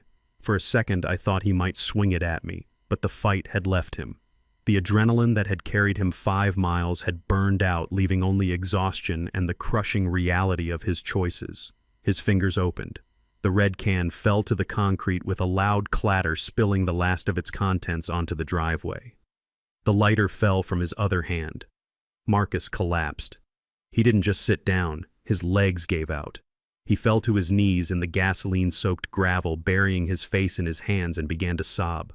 Ugly, heaving sobs that racked his entire body. I am sorry, he choked out. I'm sorry, Dad. I'm so sorry. I don't know what to do. I don't know who I am. I looked down at him. I didn't feel triumph. I didn't feel joy. I felt a heavy, aching sadness. This was my son. This broken thing at my feet was the boy I had carried on my shoulders. I engaged the safety on the shotgun and leaned it against the railing. I walked down the steps, careful not to slip in the fuel. I stood over him. I reached into my pocket and pulled out a handkerchief. I dropped it onto his shoulder. Stand up, Marcus, I said. He looked up, snot and tears running down his face. Are you going to let me come inside? I looked at the front door. Then I looked back at him. No, I said. You lost that right when you picked up that can. His face fell. Then what? I pointed to the garage. There is a hose around the back, I said. Wash the gasoline off your hands. Then keep walking. Walking where? To the police station, I said. It is 3 miles down the road. Turn yourself in. Turn myself in for what? For trespassing, for attempted arson, for the fraud at the company. He stared at me, horrified. You are sending me to jail. I am sending you to the only place where you can start over with a clean slate, I said. If you run, you will always be looking over your shoulder. If you stay here, you will freeze. If you go there and you confess, you take responsibility. For the first time in your life, Marcus, you pay the bill. He slowly got to his feet. He looked small. He looked like a man who had been stripped of everything except the truth. Will you be there? He asked. I will be at the hearing, I said. I will not bail you out. I will not hire you a fancy lawyer, but I will be there. He nodded. He wiped his face with my handkerchief. He looked at the house one last time, then he turned and walked toward the hose. I watched him wash his hands in the freezing water. Then I watched him walk down the driveway past the gate and onto the dark road. He didn't look back.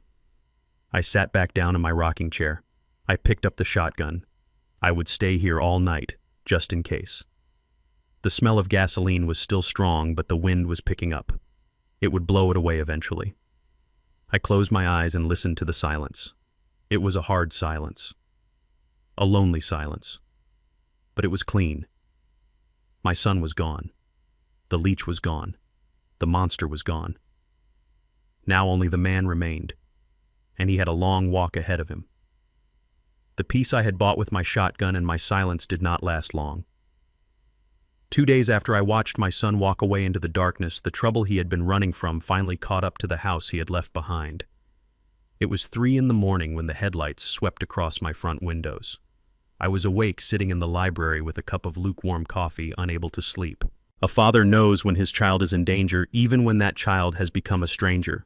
I had been waiting for the other shoe to drop, and now, judging by the roar of modified engines at my gate, it had hit the floor. I walked to the security monitor. 3 cars, blacked out windows. They were not parked politely. They were blocking the gate engines, idling aggressively. 4 men got out. They did not look like the sheriff's deputies or lawyers I had been dealing with. These men wore hoodies and heavy boots, and they moved with the jerky, violent energy of predators who smell blood. They did not ring the intercom. One of them, a man with a neck tattoo and a crowbar in his hand, started smashing the keypad of the electronic gate. I picked up the phone, but I did not dial 911. The police would take 15 minutes to get out here. These men would be inside in 5. And besides, the police operate on laws. Men like this operate on respect and fear. I needed a different kind of reinforcement. I dialed a number I hadn't called in years. It belonged to Leroy Big Tiny Washington, the former sergeant-at-arms for Local 409 Steelworkers Union. "Tiny," I said when he answered. "It is Ike. I have a situation at the house. Marcus's debts have come collecting." "I am 10 minutes out," Tiny rumbled. His voice sounded like gravel grinding in a mixer. "I will bring the boys." I hung up and checked the monitor. The gate was giving way. The men were shouting now, their voices carrying over the cold night air. "Open up, Jefferson. We know you in there," Marcus said. "You got the money." My blood ran cold. Marcus. Of course. My son, the coward, had not just run away. He had pointed the wolves to my door to save his own skin. He had told these loan sharks, these street gamblers, that his daddy would pay the bill. He had used my life as collateral for his mistakes.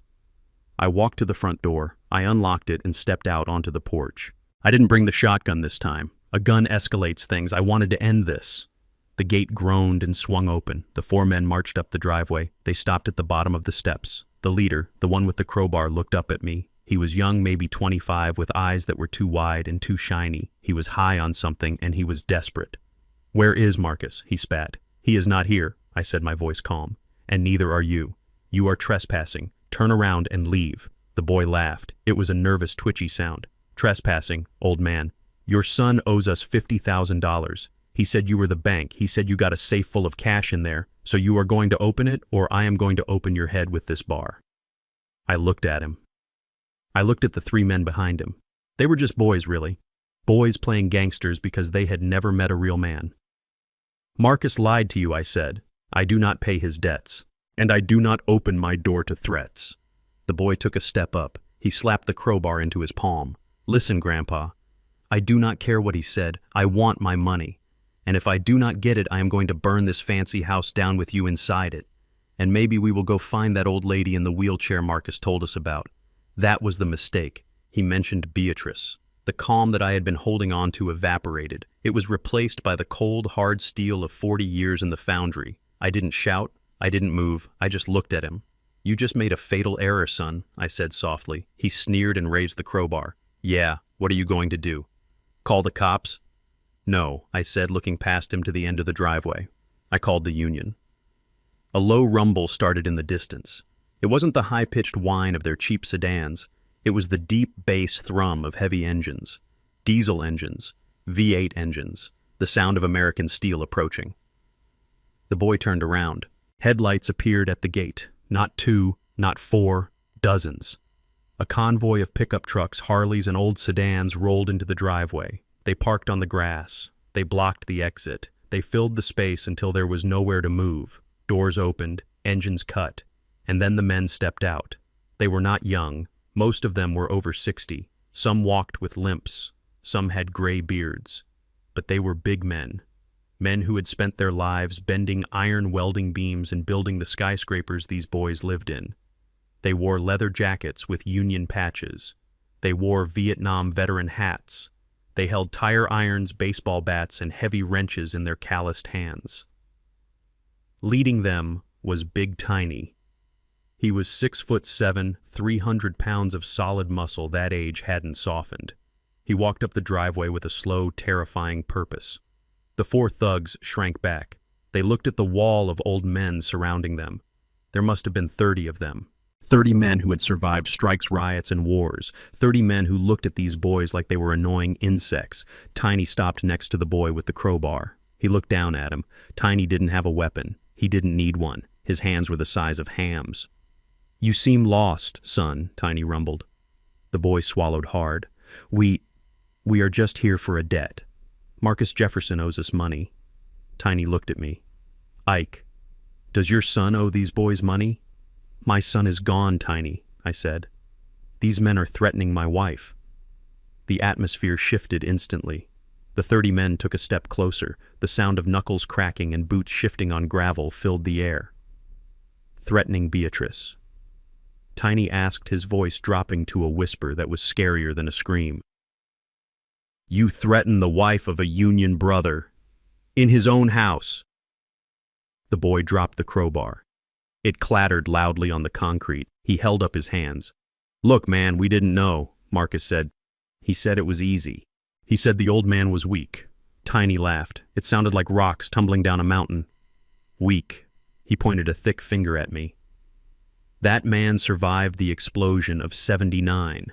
That man walked out of a burning factory carrying 2 men on his back. That man has more steel in his spine than you have in your whole car." Tiny leaned in close to the boy's face. "Now pick up your toy. Get in your car. And if I ever see you on this street again, if I ever hear you say the name Jefferson again, I will fold you like a lawn chair. Do you understand?" The boy nodded frantically. "Yes. Yes, sir. We are leaving." They scrambled. They tripped over themselves, running back to their cars. They reversed blindly, scraping paint, desperate to get away from the silent, staring wall of the old guard. We watched them speed away, their taillights disappearing into the night. When the silence returned, the tension broke. The men relaxed. Some lit cigarettes, some laughed. Tiny walked up the steps and shook my hand. His grip was crushing. "You okay, Ike?" he asked. "I am okay, Tiny," I said. "Thank you." He looked at the empty driveway. "Marcus sent them," I nodded. "He told them I was the bank." Tiny shook his head, spitting on the ground. "That boy has lost his way, Ike." He broke the code. "You do not bring wolves to your father's door." "No, you do not," I said. "Come on inside," I told the group. "Beatrice is sleeping, but I have a case of whiskey in the cellar that needs drinking, and I think we all earned a glass." We sat in the library until dawn. We drank and we told stories. We talked about the old days, about the strikes, about the men we had lost. We didn't talk about Marcus. He didn't deserve to be in the room with these men. As I looked around at their weathered faces, I realized something. This was my family. Not the bloodline that had betrayed me, but the brotherhood that had stood by me. Marcus had tried to use violence to intimidate me, but he forgot where I came from. He forgot that I was forged in fire. When the sun came up, Tiny stood to leave. "If they come back, Ike, you call," he said. "They won't be back," I said. "They know now." "Know what?" "They know that this house is protected by iron," I said. After they left, I walked out to the driveway. I picked up the crowbar the boy had left behind. It was cheap metal light and hollow, just like my son. I threw it in the trash. I went back inside to check on Beatrice. She was awake, sitting up in bed. I heard voices, she said softly. "Was that Tiny Yes, B?" I said, sitting on the edge of the bed. Tiny and the boys stopped by. "Is everything okay?" "Everything is fine," I said, smoothing her hair. "Just some pests. We handled it." She smiled and closed her eyes. "You always handle it, Ike." I walked to the window and looked out at the gate. Marcus had played his last card. He had tried to use fear against me. He had tried to sell me out to criminals, and in doing so he had burned the last shred of pity I had for him. He was out there somewhere hiding, waiting to hear if his plan had worked. He was waiting to hear if I had paid his debt or if I had been hurt. He was going to be disappointed. I picked up my phone. I had one more call to make, not to the police, not to the lawyer. I called the private investigator I had on retainer. "Find out who those boys were," I said. "Find out who they work for. And then find out where Marcus is sleeping tonight." "Why?" the investigator asked. "Because I want to send him a message," I said. "I want him to know that his debt has not been paid. And now the interest is due."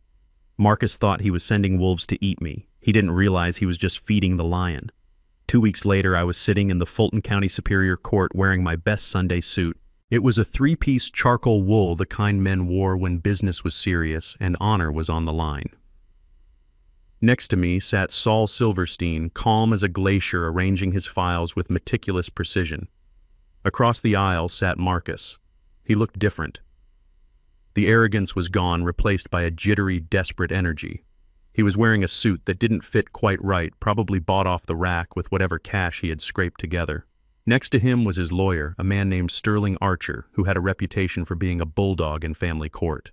Archer wore a flashy tie and a smile that looked like it had been surgically attached. The courtroom was packed. Word had gotten out. The fall of the Jefferson heir was news in our community. People whispered in the pews, their eyes darting between me and my son. I saw Tiny in the back row, his arms crossed, a silent sentinel. "All rise," the bailiff announced. The Honorable Judge William T. Vance presiding. Judge Vance walked in. He was a man my age, African-American with hair as white as cotton and a face etched with the history of the South. He had marched in Selma. He had seen things that would make a lesser man crumble. He sat down, adjusted his glasses, and looked over the rim at the assembly. Civil Action Number 249, he read. Marcus Jefferson versus Isaiah Jefferson. Petition for emergency guardianship and conservatorship of Beatrice Jefferson. He looked up. "Mr. Archer, you may proceed." Archer stood up, buttoning his jacket. He walked to the center of the room, playing to the crowd. "Your Honor." He began, his voice smooth as oil. "We are here today because of a tragedy of a mind lost to age and paranoia. My client, Mr. Marcus Jefferson, is a devoted son. For years, he has run the family business, cared for his ailing mother, and supported his aging father. But recently, Mr. Isaiah Jefferson's behavior has become erratic, dangerous." He turned and pointed a finger at me. "He has evicted his own son without cause. He has cut off financial support to his family. He has installed military-grade surveillance in his home. And most disturbingly, he has isolated Mrs. Beatrice Jefferson, a stroke victim who cannot speak for herself, from the only child she has. We believe Mr. Isaiah is suffering from advanced dementia coupled with violent paranoid delusions. We are asking the court to grant immediate emergency guardianship of Mrs. Beatrice to her son Marcus, along with control of the family assets to ensure her continued care." Judge Vance looked at me. His expression was unreadable. Mr. Silverstein Saul stood up. He didn't walk to the center. He stayed at the table. "Your Honor," he said, his voice quiet but carrying to every corner of the room, "the defense rejects all claims. We assert that Mr. Isaiah Jefferson is of sound mind and body. We assert that the actions taken against Mr. Marcus Jefferson were not the result of paranoia, but the necessary response to gross misconduct, theft, and elder abuse." "Elder abuse?" Archer laughed. "That is a serious accusation, Counselor. Do you have proof? Or is this just another delusion of your client?" "I have proof," Saul said. Archer waved his hand dismissively. "We have affidavits from friends and associates stating that Marcus is a pillar of the community. We have statements from neighbors who say Isaiah has been shouting at invisible enemies. This is a clear case of senility, Your Honor. We are just trying to protect a vulnerable old woman from a husband who has lost his grip on reality." He turned to Marcus. "My client loves his mother. He is heartbroken. He just wants to bring her home." Marcus wiped a fake tear from his eye. "It was a good performance. If I didn't know him, I might have believed it." Saul looked at me. I nodded. "Your Honor," Saul said, "we would like to submit Exhibit A. Surveillance footage from the Jefferson residence dated November 24th, Thanksgiving Day." Archer objected immediately. "Your Honor, we have not seen this footage. This is an ambush. It was submitted to the clerk this morning," Mr. Archer, Judge Vance said. "Overruled. Play the tape." The large screen on the wall flickered to life. The courtroom went silent. The video was crystal clear. It showed the dining room, the table set for a feast, the guests in their finery. It showed Tiffany mocking the collard greens. It showed Beatrice spilling the water. And then it showed Marcus. The entire courtroom watched as my son stood up. They saw the rage in his face. They saw him grab the napkin. And then they saw the slap. The sound of the slap, amplified by the courtroom speakers, was like a gunshot. A collective gasp went through the room. A woman in the back row cried out. Then came the clapping. Tiffany's applause echoed in the silence of the court. Someone finally taught her a lesson. The video continued. It showed me helping Beatrice. It showed Marcus ordering me to take her away. Saul paused the video. The image on the screen was frozen on Marcus's face, twisted in ugly, violent anger, standing over his fallen mother. Judge Vance stared at the screen. He took off his glasses. He cleaned them slowly, his hands trembling slightly. Then he put them back on and looked at Marcus. His gaze was not judicial anymore. It was personal. It was the look of a man who revered his own mother looking at a man who had desecrated that bond. "Mr. Archer," Judge Vance said, his voice dangerously low, "is that your client?" The devoted son. Archer was pale. He was shuffling papers looking for an exit strategy that didn't exist. "Your Honor, context is key. We believe the video may be doctored." "Doctored," Judge Vance roared. He slammed his hand on the bench. "Do not insult my intelligence, counselor. I see a man striking a disabled woman. I see a son assaulting his mother." He turned to Marcus. "Stand up, Mr. Jefferson." Marcus stood up. His legs were shaking. He looked at the judge, then at the screen, then at the floor. "Look at me," Judge Vance commanded. Marcus looked up. "In my courtroom," Judge Vance said, "we respect our elders. In my culture, we honor our mothers.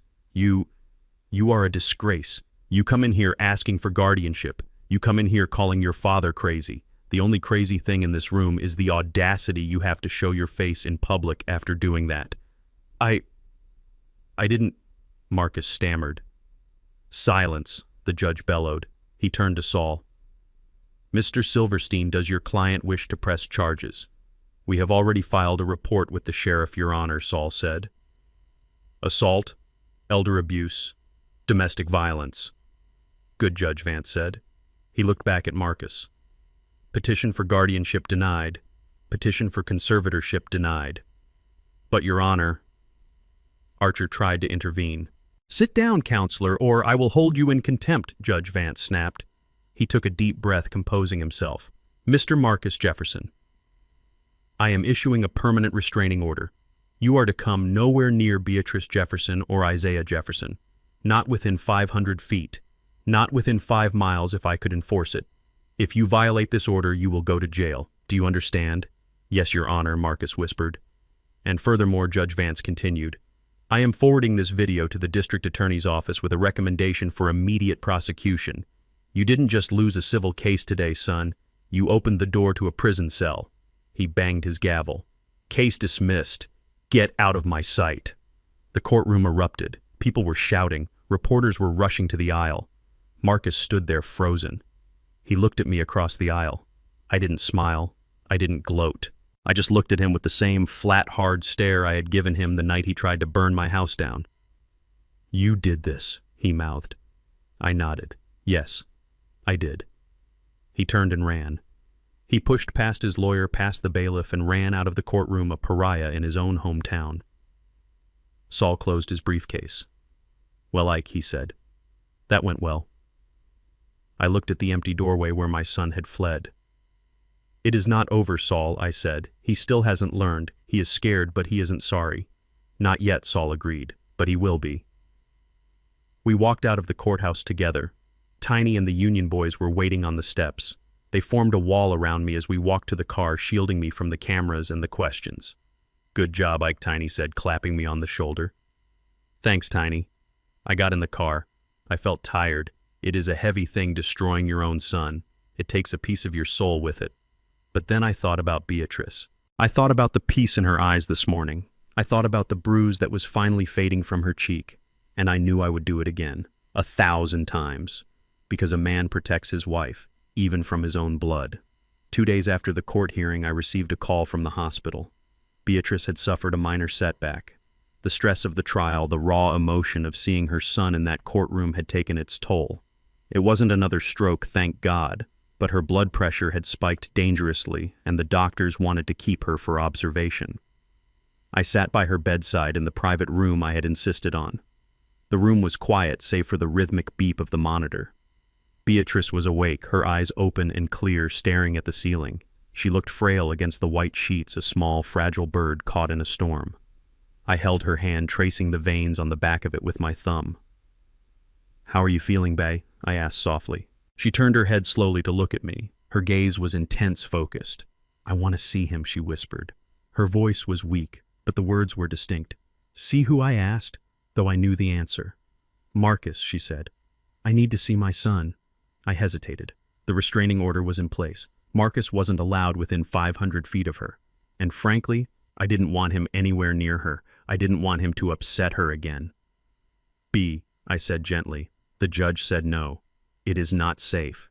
He is not in a good place right now. I know, she said. But I need to say something to him. Something I should have said a long time ago. Please, Ike, make it happen. Just for 5 minutes. I looked into her eyes. I saw a determination there that I hadn't seen in years.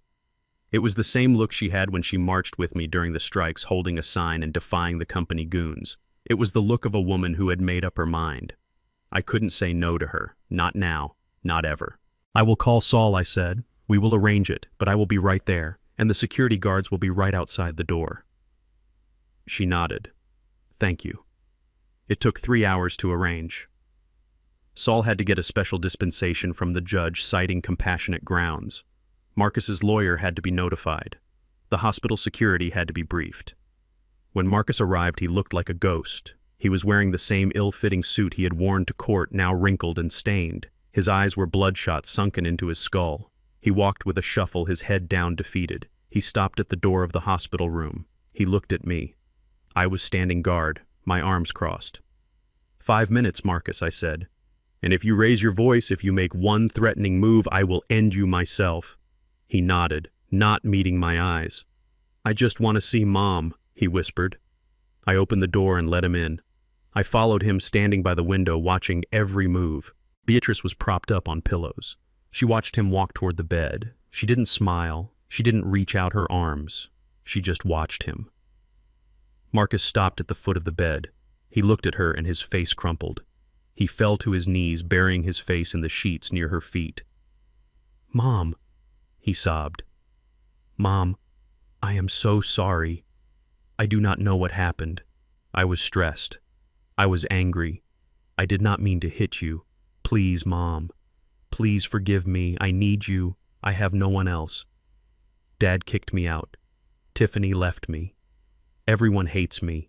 But you always loved me. You always forgave me. Please, Mom. Tell Dad to stop this. Tell him to let me come home. He cried like a child, begging for comfort, begging for the safety of his mother's love. He thought this was it. He thought this was the moment of redemption.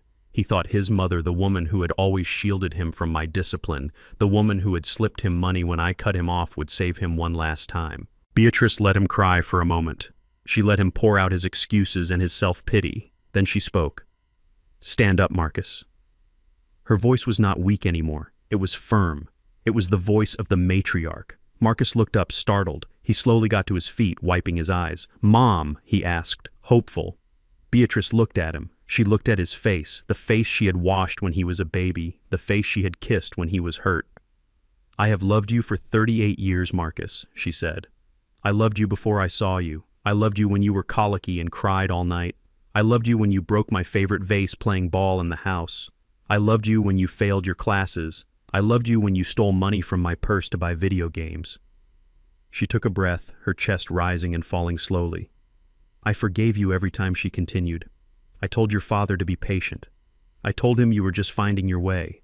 I defended you when you were lazy. I defended you when you were arrogant. I thought my love was enough to make you a good man.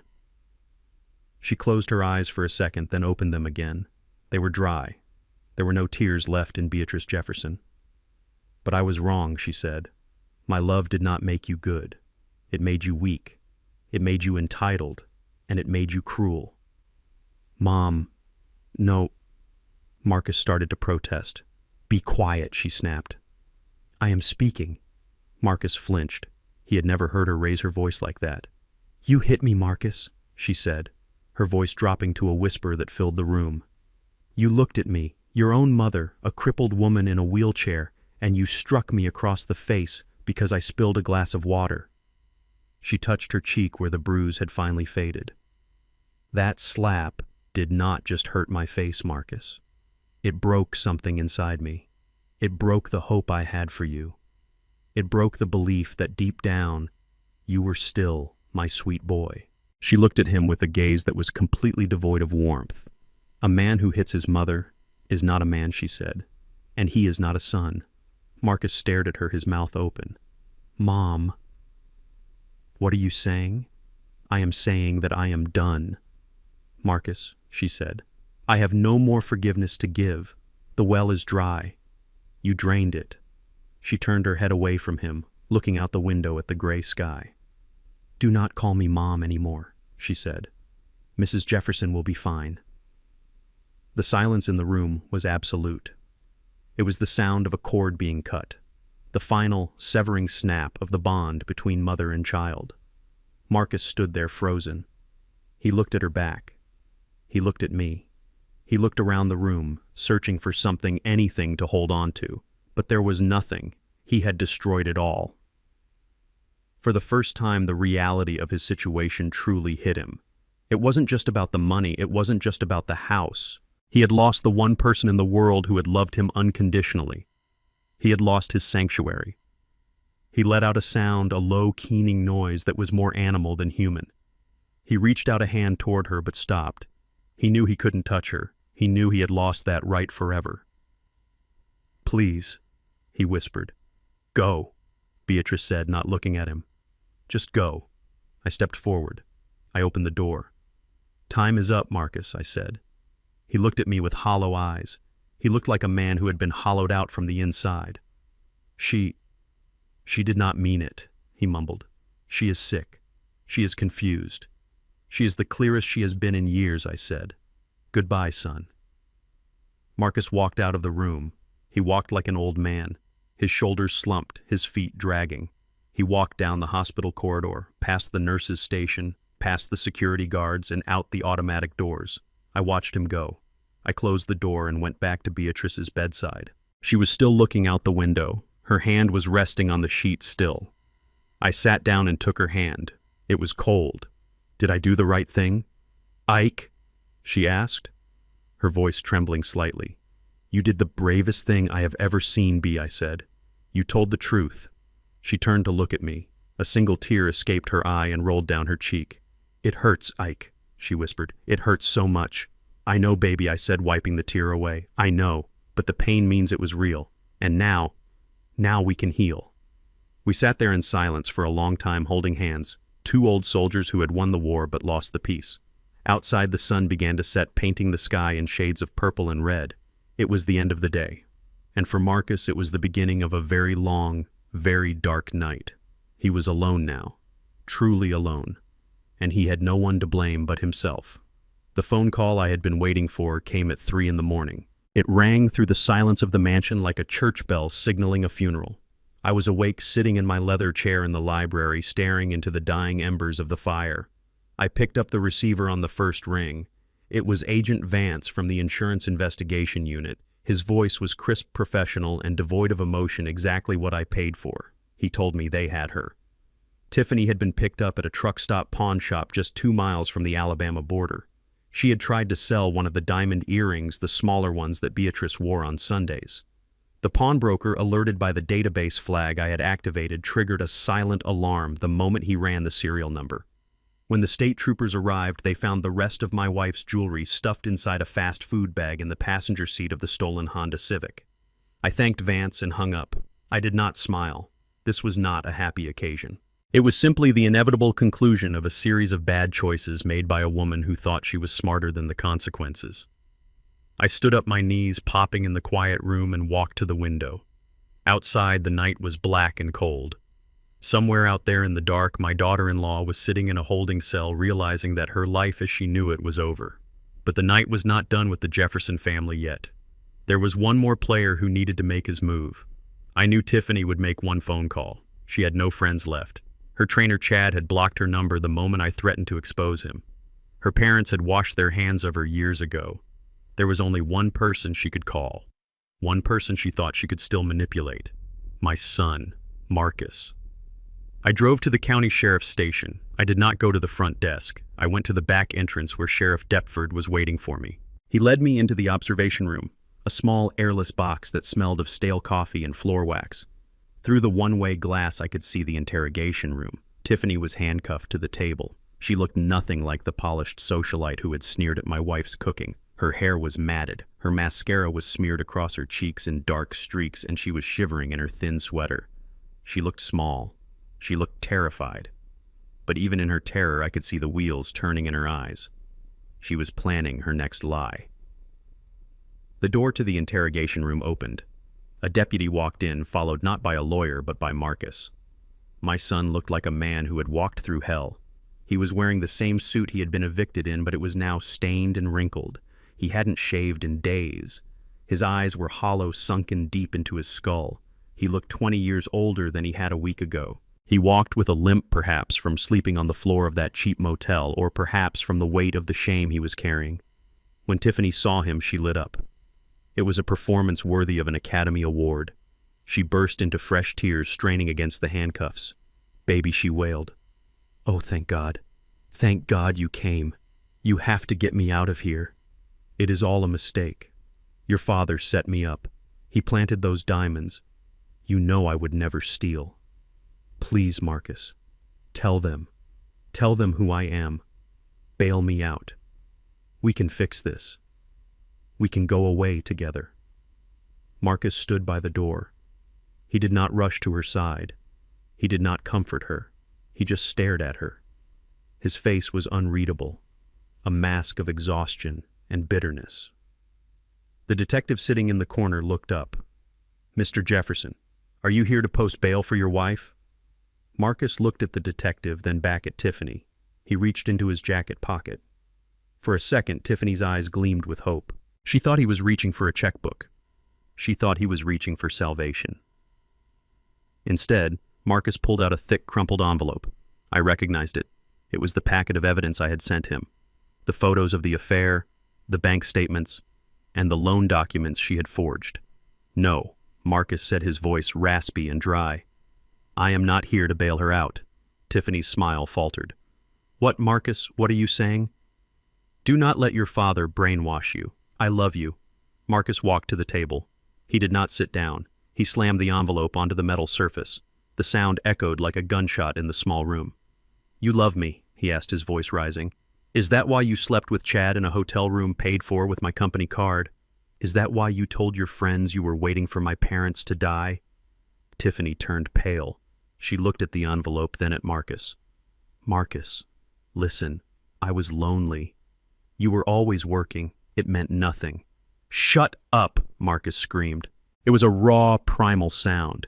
He leaned over the table, his hands gripping the edge until his knuckles turned white. "I lost everything for you, Tiffany. I lost my job. I lost my house. I lost my father. I hit my mother because I was trying to impress you, because I wanted to be the man you wanted, and the whole time you were stealing from me." He opened the envelope and pulled out a stack of papers. He shoved them toward the detective. "Officer, I want to file a report," Marcus said, his voice shaking with rage. "This woman, my wife, forged my signature on 3 separate bank loans totaling $200,000. She took out credit lines in my name without my consent. She embezzled funds from the company accounts I was managing." The detective raised an eyebrow and picked up the papers. He looked at Tiffany. "Is this true, ma'am?" Tiffany's face twisted. The mask of the victim fell away, replaced by the face of a cornered animal. She realized the game was up. Marcus wasn't her savior anymore. He was her executioner. "He is lying," she shrieked, lunging at him as far as the cuffs would allow. He knew about everything. He spent that money, too. He bought the suits. He bought the dinners. He is just trying to save his own skin. "I did not sign those loans," Marcus yelled back. "I did not know you were siphoning money into a secret account." "You are pathetic," Tiffany spat at him. "A weak, pathetic little boy playing CEO. You think your daddy is going to take you back now? You think because you snitched on me he is going to open the gates? He hates you, Marcus. He hates you more than he hates me. I do not care." Marcus shouted, tears streaming down his face now. "I just want you to pay. I want you to rot in here. You took my life, Tiffany. You took everything." The two of them screamed at each other, their voices overlapping in a cacophony of hate and blame. They were like two rats in a bucket tearing each other apart to survive. It was ugly. It was visceral. And it was exactly what needed to happen. I watched from behind the glass. I watched the son I had raised and the woman he had chosen destroy whatever was left of their bond. There was no love there. There never had been. It was a transaction that had gone bankrupt. The detective stood up and signaled to the guard. "Get him out of here." Marcus was escorted out, still shouting accusations. Tiffany was left alone, heaving her eyes wild, realizing that she had just lost her last lifeline. She slumped in the chair, defeated. I turned away from the glass. Sheriff Deptford was standing by the door, his arms crossed. "That was hard to watch, Ike," he said quietly. "It was necessary," I replied. I walked out into the hallway. Marcus was sitting on a bench, his head in his hands. He looked up when he saw me. He didn't look surprised. He just looked tired. "Did you see?" he asked, his voice dull. I told them. I gave them the proof. "I saw," I said. Does it change anything?" he asked, looking at me with a glimmer of hope that broke my heart. I looked at him. I saw the desperation. I saw the realization of what he had done. But I also saw the man who had slapped Beatrice. I saw the man who had tried to burn down my house. One act of truth did not erase years of lies. "It changes the charges against you," I said. "With that evidence, you might avoid prison for the fraud. The police will see you were a victim of identity theft for the loans. But it does not change the past, Marcus." He dropped his head again. "I have nothing, Dad." She took the car. "I have no money. I have nowhere to sleep." I reached into my pocket and pulled out a small card. It was a business card for a shelter downtown, a place run by the church I had attended for 40 years. "They have a bed for you," I said. I called ahead. "They know you are coming. It is warm. They have food. And they have a program for men who want to rebuild their lives." He took the card. He stared at it. "A homeless shelter. You are sending me to a homeless shelter. I am sending you to a place where you can start over," I said. "Without my money. Without Tiffany's poison. Just you and God." He stood up. He looked at me, and for a moment I thought he was going to throw the card in my face. But then he nodded. "Okay," he whispered. "Okay." He turned and walked toward the exit. He walked with a limp, his expensive shoes clicking on the linoleum. He pushed open the doors and stepped out into the cold morning air. I watched him go. I felt a heavy weight in my chest, the weight of a father who has to let his child fall so he can learn to stand. I went back into the station to sign the paperwork for the return of the jewelry. The detective handed me the bag. I opened it. There they were, the stars, Beatrice's diamonds. They were cold to the touch, but they sparkled under the harsh fluorescent lights. I drove home as the sun was coming up. The sky was painting itself in shades of purple and orange. I walked into the house and went straight to the sunroom. Beatrice was awake. She was looking out the window. I pulled the velvet box from my pocket. I opened it. "I told you I would bring them back," I said softly. She looked at the diamonds, then at me. She smiled and tears filled her eyes. "They are beautiful, Ike," she said. "But you look tired." "I am I said. "I am very tired." But the house was quiet. The thieves were gone. The liars were exposed. And my wife was safe. I sat down in the chair next to her and closed my eyes. The war was over. Now we just had to survive the peace. The morning sun was bright, piercing through the cold winter air as I helped Beatrice into the passenger seat of my truck. It was a struggle for her, her movements still slow and stiff from the stroke, but she refused the wheelchair ramp I had installed. She wanted to walk even if it was just 3 steps. I watched her grit her teeth, her determination a silent fire that warmed my heart. She was a fighter. She always had been. Unlike the son we had raised, she did not look for the easy way out. She looked for the way through. "Where are we going, Ike?" she asked, her voice raspy but clear. "You are wearing your good tie." I smoothed the silk tie against my chest. It was the one she had given me for my 60th birthday. "I am taking you to see something something I have been working on for 5 years, something I never told you about." She looked at me, her eyebrows raised.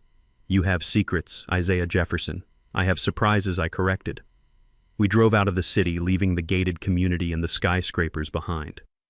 We headed north toward the rolling hills where the old steel mills used to be. The landscape changed from manicured lawns to pine forests and open fields. I drove in silence, my hands tight on the steering wheel. Today was the day. The day I revealed the final piece of the puzzle. The day I hammered the last nail into the coffin of Marcus's arrogance. We pulled off the highway onto a freshly paved road. A large sign covered in a white tarp stood at the entrance. I drove past it, the tires humming on the smooth asphalt. The road wound through the trees for a mile until the forest opened up. Beatrice gasped. In front of us, rising from the green earth like a modern cathedral, was a massive structure of glass and steel. It curved gently, mimicking the flow of the river that ran behind it. It was 4 stories tall, with manicured gardens, walking paths, and a fountain that shot water high into the air. It looked like a 5-star resort, but it wasn't. "Ike," she whispered. "What is this?" I stopped the truck in front of the main entrance. I got out, walked around, and helped her down. I settled her into her wheelchair and pushed her toward the double glass doors. "This," I said, pushing the button to open the doors, "is the reason I worked double shifts. This is the reason I didn't buy new cars every year. This is where the money went." We rolled into the lobby. It was an atrium flooded with natural light. The floors were polished terrazzo. The walls were lined with art. Doctors and nurses in crisp blue scrubs were moving about, carrying clipboards, checking equipment. They stopped when they saw us. They smiled. They knew who we were. A tall man in a white coat approached us. He looked familiar. It was Dr. Aris, the neurologist who had treated Beatrice when she first had her stroke. "Mr. Jefferson," Dr. Aris said, shaking my hand warmly. "Mrs. Jefferson, welcome. We are ready for the grand opening next week." Beatrice looked from the doctor to me, confusion clouding her eyes. "Grand opening. Ike, tell me what is going on." I knelt beside her chair. I took her hand. "When you had your stroke, B, I saw how hard it was. I saw the waiting lists. I saw the mediocre care. I saw how they treated old folks like expired inventory. I swore then that no one else would have to go through that. Not if I could help it." I pointed to the brass plaque on the wall behind the reception desk. It was covered by a small velvet curtain. I nodded to Dr. Aries. He stepped forward and pulled the cord. The curtain fell. The brass shone under the lights. "The Beatrice Jefferson Center for Rehabilitation and Neurological Recovery." Beatrice covered her mouth with her hand. Tears welled up in her eyes instantly. "Me," she choked out. "You named it after me." "It is yours, Bea," I said. "It is a $50 million facility. State-of-the-art robotics, hydrotherapy, the best specialists in the country. It is fully funded. It is a non-profit. No one gets turned away because they cannot pay." She reached out and touched the plaque, tracing her name. $50 million. "Ike, we are just simple people." "We were simple people who worked hard," I said. "And we were blessed, and I wanted to bless others." I stood up and looked around the magnificent lobby. "But there is something else you need to know, B." "What?" she asked, looking up at me. "I built this for you," I said, "but I built it for Marcus, too." Her face fell at the mention of his name. "Marcus?" "Yes. I had a plan, a foolish, fatherly plan. I was going to give this to him, not to own, but to run. I wanted him to be the executive director. I wanted him to have a job that meant something, a job where he had to help people, not just exploit them. I thought if I gave him a legacy of service, it might change him. It might make him the man I knew he could be." I looked at the empty office behind the reception desk, the office with the mahogany desk and the view of the gardens. That was supposed to be his office. "I was going to surprise him on Christmas," I said, my voice hardening. "I was going to hand him the keys. I was going to tell him, son, this is your chance. This is your empire. But it is an empire of care, not greed. You will draw a salary, a good one, but you will answer to a board and you will serve the patients." Beatrice looked at the office, then back at me. "But he hit me," she whispered. "Yes," I said. "He hit you. And in that 1 second, he didn't just break your heart. He burned down his future." I turned to Dr. Aris. "Doctor, is the board of directors fully assembled?" "Yes, sir," Dr. Aris said. "Good. Inform them that the position of executive director will not be filled by a family member. We will be hiring a professional, someone with a heart, someone who knows the value of a human life." I looked back at Beatrice. "It belongs to the community now, B. Marcus will never step foot in this building. He will never sign a check here. He will never sit in that chair. He traded a $50 million legacy for a moment of anger and a wife who hated us." Beatrice nodded slowly. She wiped her tears. "It is better this way, Ike," she said softly. "He would have ruined it. He would have turned it into something ugly." "I know," I said. "I know." We spent the rest of the afternoon touring the facility. We watched patients learning to walk again. We saw the pool where water therapy eased old joints. We saw the garden where stroke victims relearned how to plant flowers. It was a place of hope. It was a place of healing, and it was the only thing I had ever built that truly mattered. Meanwhile, on the other side of town, in a world that was gray and cold, my son was waking up. Marcus was sitting on the bottom bunk of a bed in the homeless shelter.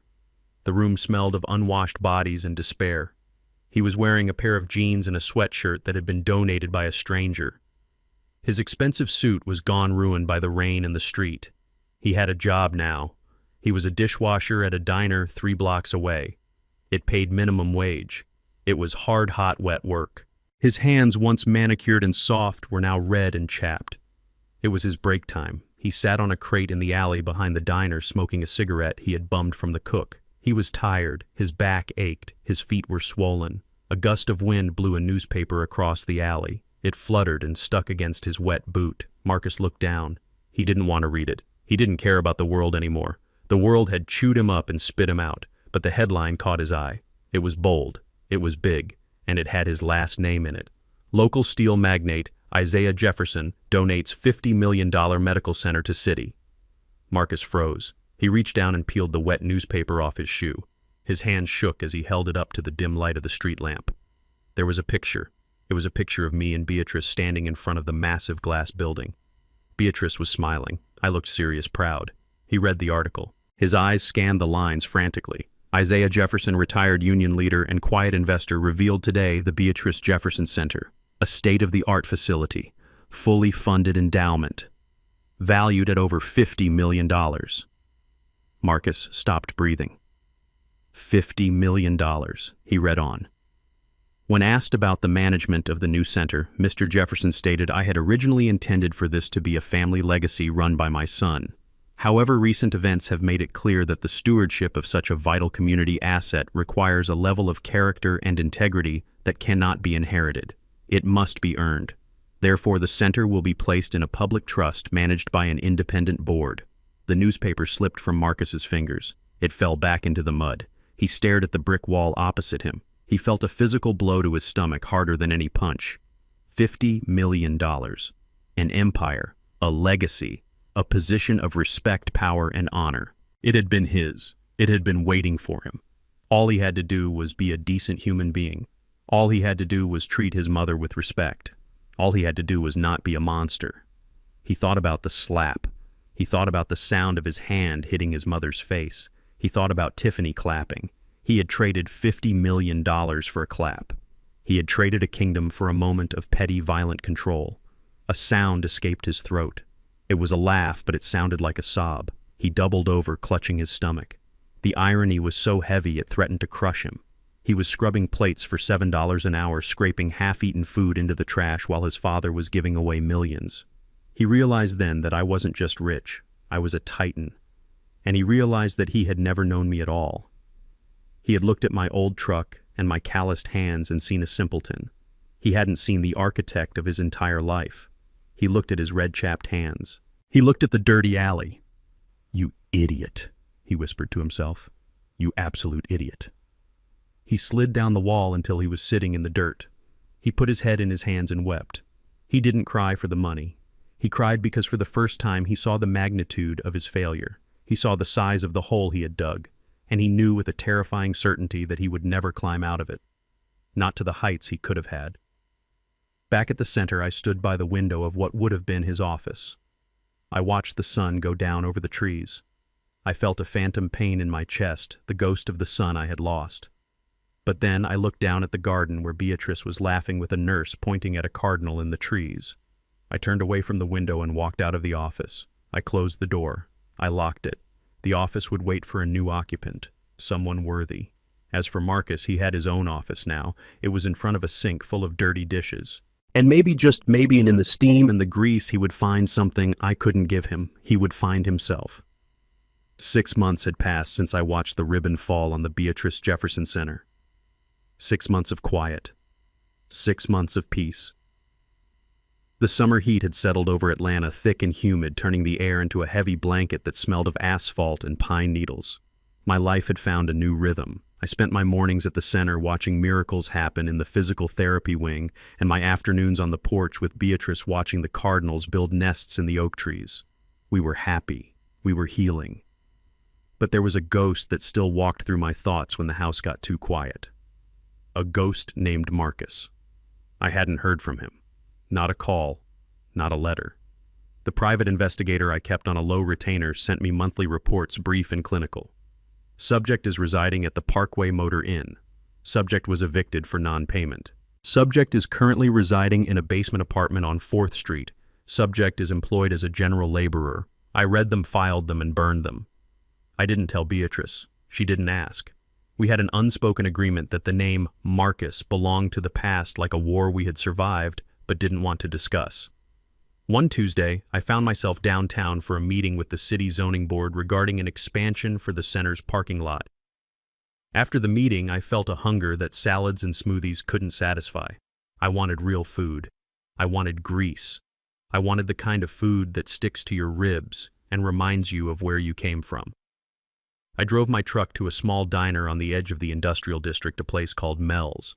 It wasn't the kind of place Marcus would have ever set foot in during his CEO days.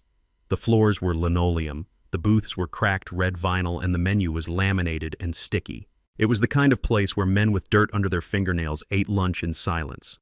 I walked in and took a booth in the back corner. The place was busy. The clatter of silverware and the hiss of the grill filled the air. A waitress named Darlene, who had been working there since I was a foreman at the mill, poured me a cup of black coffee without asking. "Good to see you, Ike," she said, popping her gum. The usual, Darlene," I said. "Catfish and grits, and keep the coffee coming."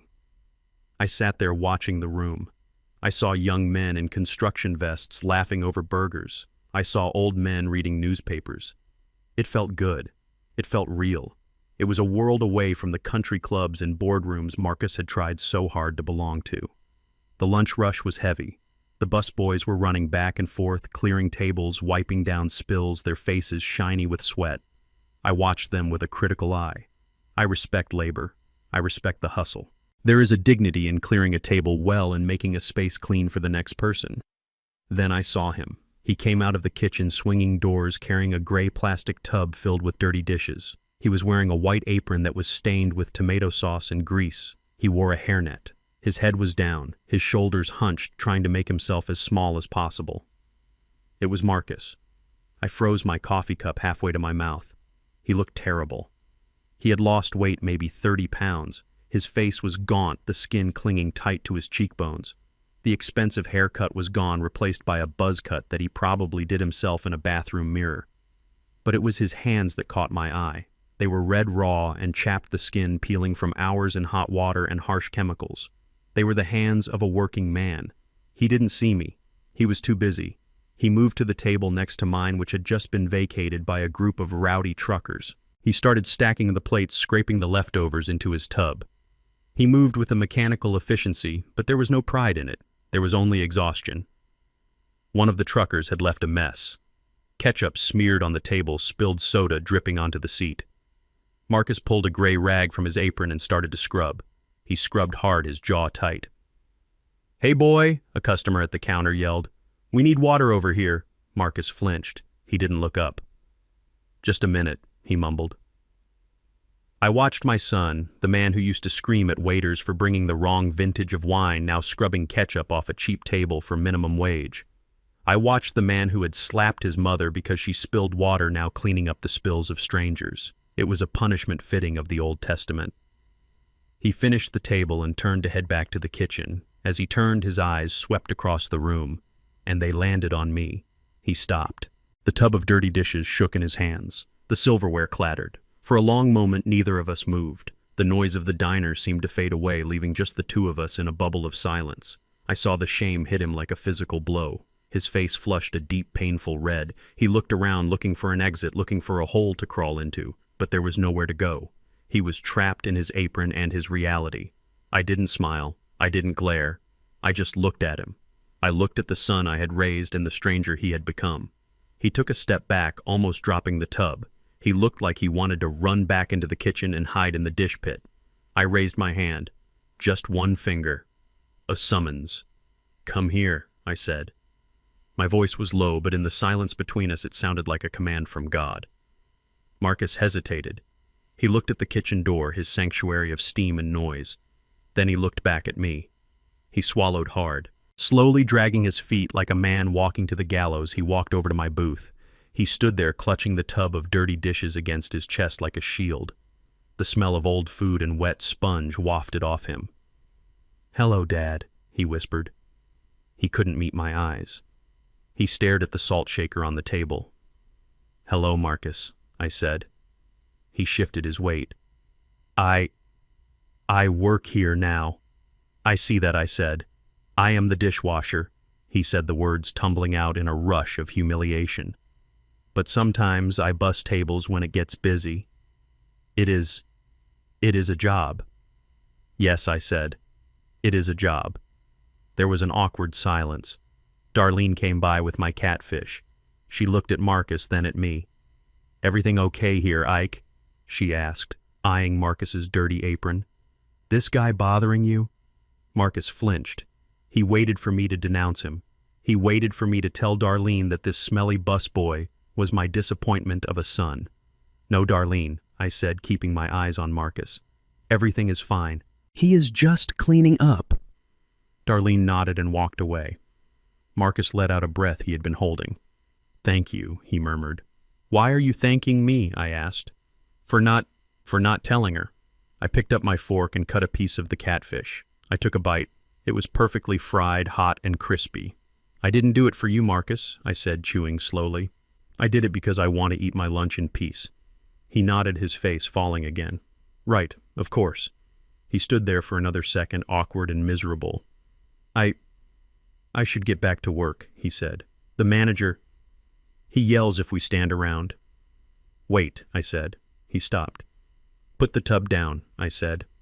He looked confused, but he set the heavy tub on the empty seat opposite me. "Look at the table," I said, pointing to the spot he had just cleaned next to us. He looked at the red vinyl booth. "You missed a spot," I said. "Right there in the corner. There is still grease on it." Marcus looked at the spot. He pulled out his rag. "Oh," he said. "Sorry, I will get it." He leaned over and scrubbed the spot. He scrubbed it until the vinyl squeaked. He wiped it dry. He checked it twice. "Is that better?" he asked, looking at me like a child seeking approval for a drawing. I looked at the table. It was clean. "Better," I said. He picked up the tub again. His hands were shaking. "Dad," he started, his voice cracking. I miss you. I miss Mom. I am sorry. I am so sorry for everything. I sleep in a basement. I have nothing. Please." He stopped. He saw the look on my face. It wasn't anger, it wasn't hate. It was a wall of stone that he had built brick by brick. I reached into my pocket. I pulled out my money clip. I peeled off a single $100 bill. It was crisp and new. Benjamin Franklin stared up at us. I placed the bill on the edge of the table. Marcus stared at the money. It was probably more than he made in 2 days of scrubbing pots. His eyes watered. He reached for it, his hand trembling. "Take it," I said. His fingers touched the bill. "But before you take it," I said, "listen to me." He froze his fingers on the money. "This is not a gift, Marcus," I said, "and it is not charity." I looked him dead in the eye. I wanted him to remember this moment for the rest of his life. I wanted it to burn into his soul. "I am tipping you," I said, "because you cleaned the table." I leaned forward. "Do you remember when you were 12, I asked. "Do you remember when I made you wash the truck before I let you go to the movies?" He nodded, a tear slipping down his nose. "Yes." "Do you remember what I told you?" I asked. He sniffled. You said if a job is worth doing, finish it," I commanded. "It is worth doing, right?" he whispered. I nodded.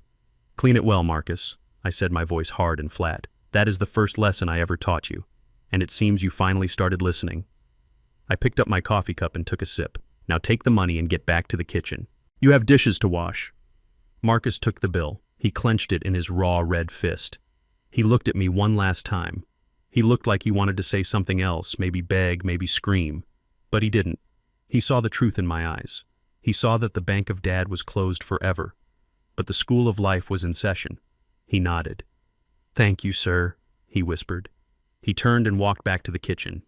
He pushed through the swinging doors and disappeared into the steam and the noise. I finished my catfish. I drank my coffee. I paid my bill at the counter and left a generous tip for Darlene. As I walked out to my truck, I looked back at the diner.